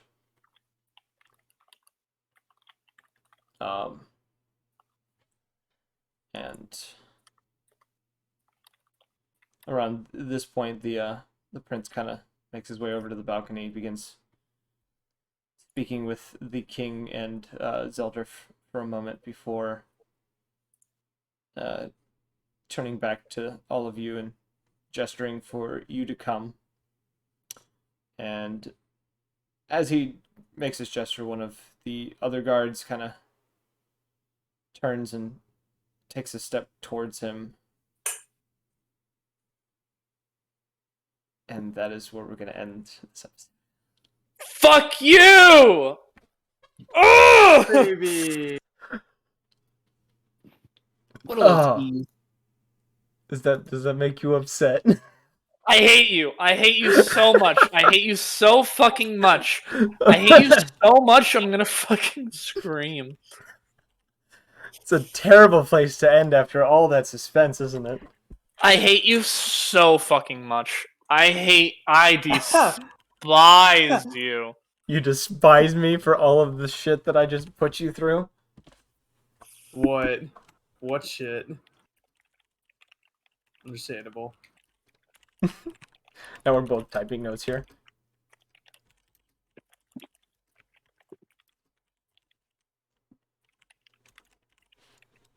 Okay. Fuck you. I hate you so much. You're just teasing me. With your what? Spells and shit that you can't use? Fuck you. I'm leveling up. You're not leveling up. I'm leveling up and there's nothing you can do about it. There's a lot I can do about it. Ooh, this pisses me off! Shut the fuck up, Evan. Baby rage. I'm ritual casting detect magic the entire time I'm there, by the way. Fuck you, I have it while he does this. The best part about this with Evan getting upset is because this isn't the first time I've done this to Evan.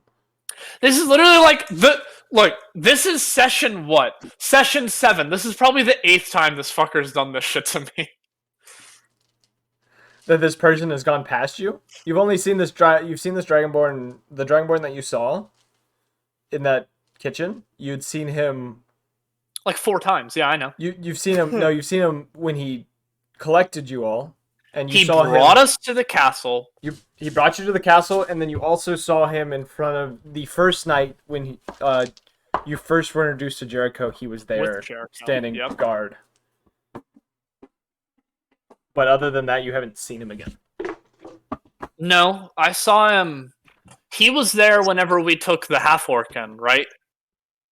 No, that was a random other guard that was out on the streets. It wasn't. They weren't in the castle. Pisses me off. But on that note, we hope you guys enjoyed this.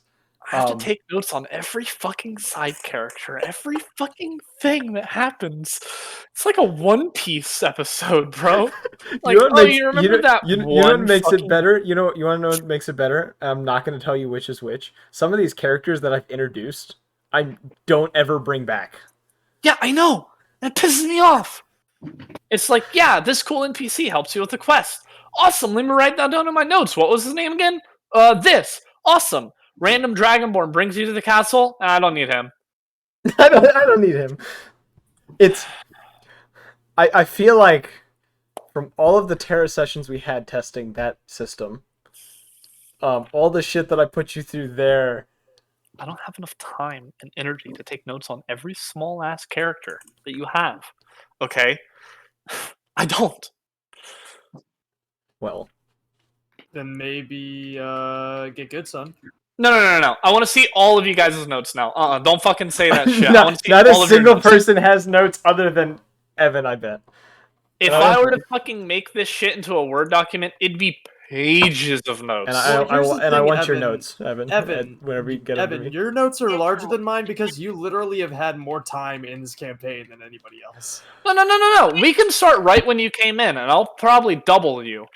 Okay. Well, Evan has had a lot more talk time because It doesn't matter. I'm writing down shit that everyone does. That's true.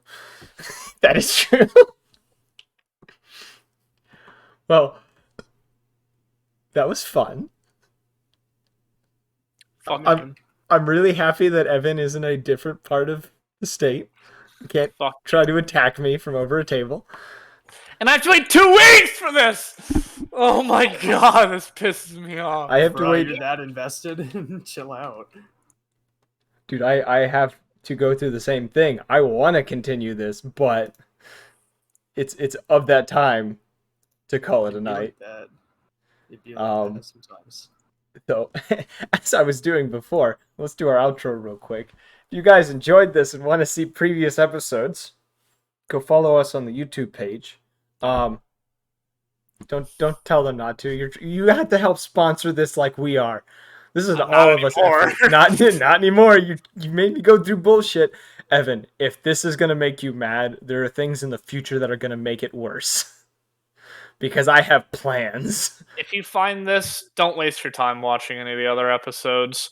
Just go learn a skill. Go pick up a hobby. Go learn a talent. Is that all? Don't play D&D. Don't play D&D. It'll crush you.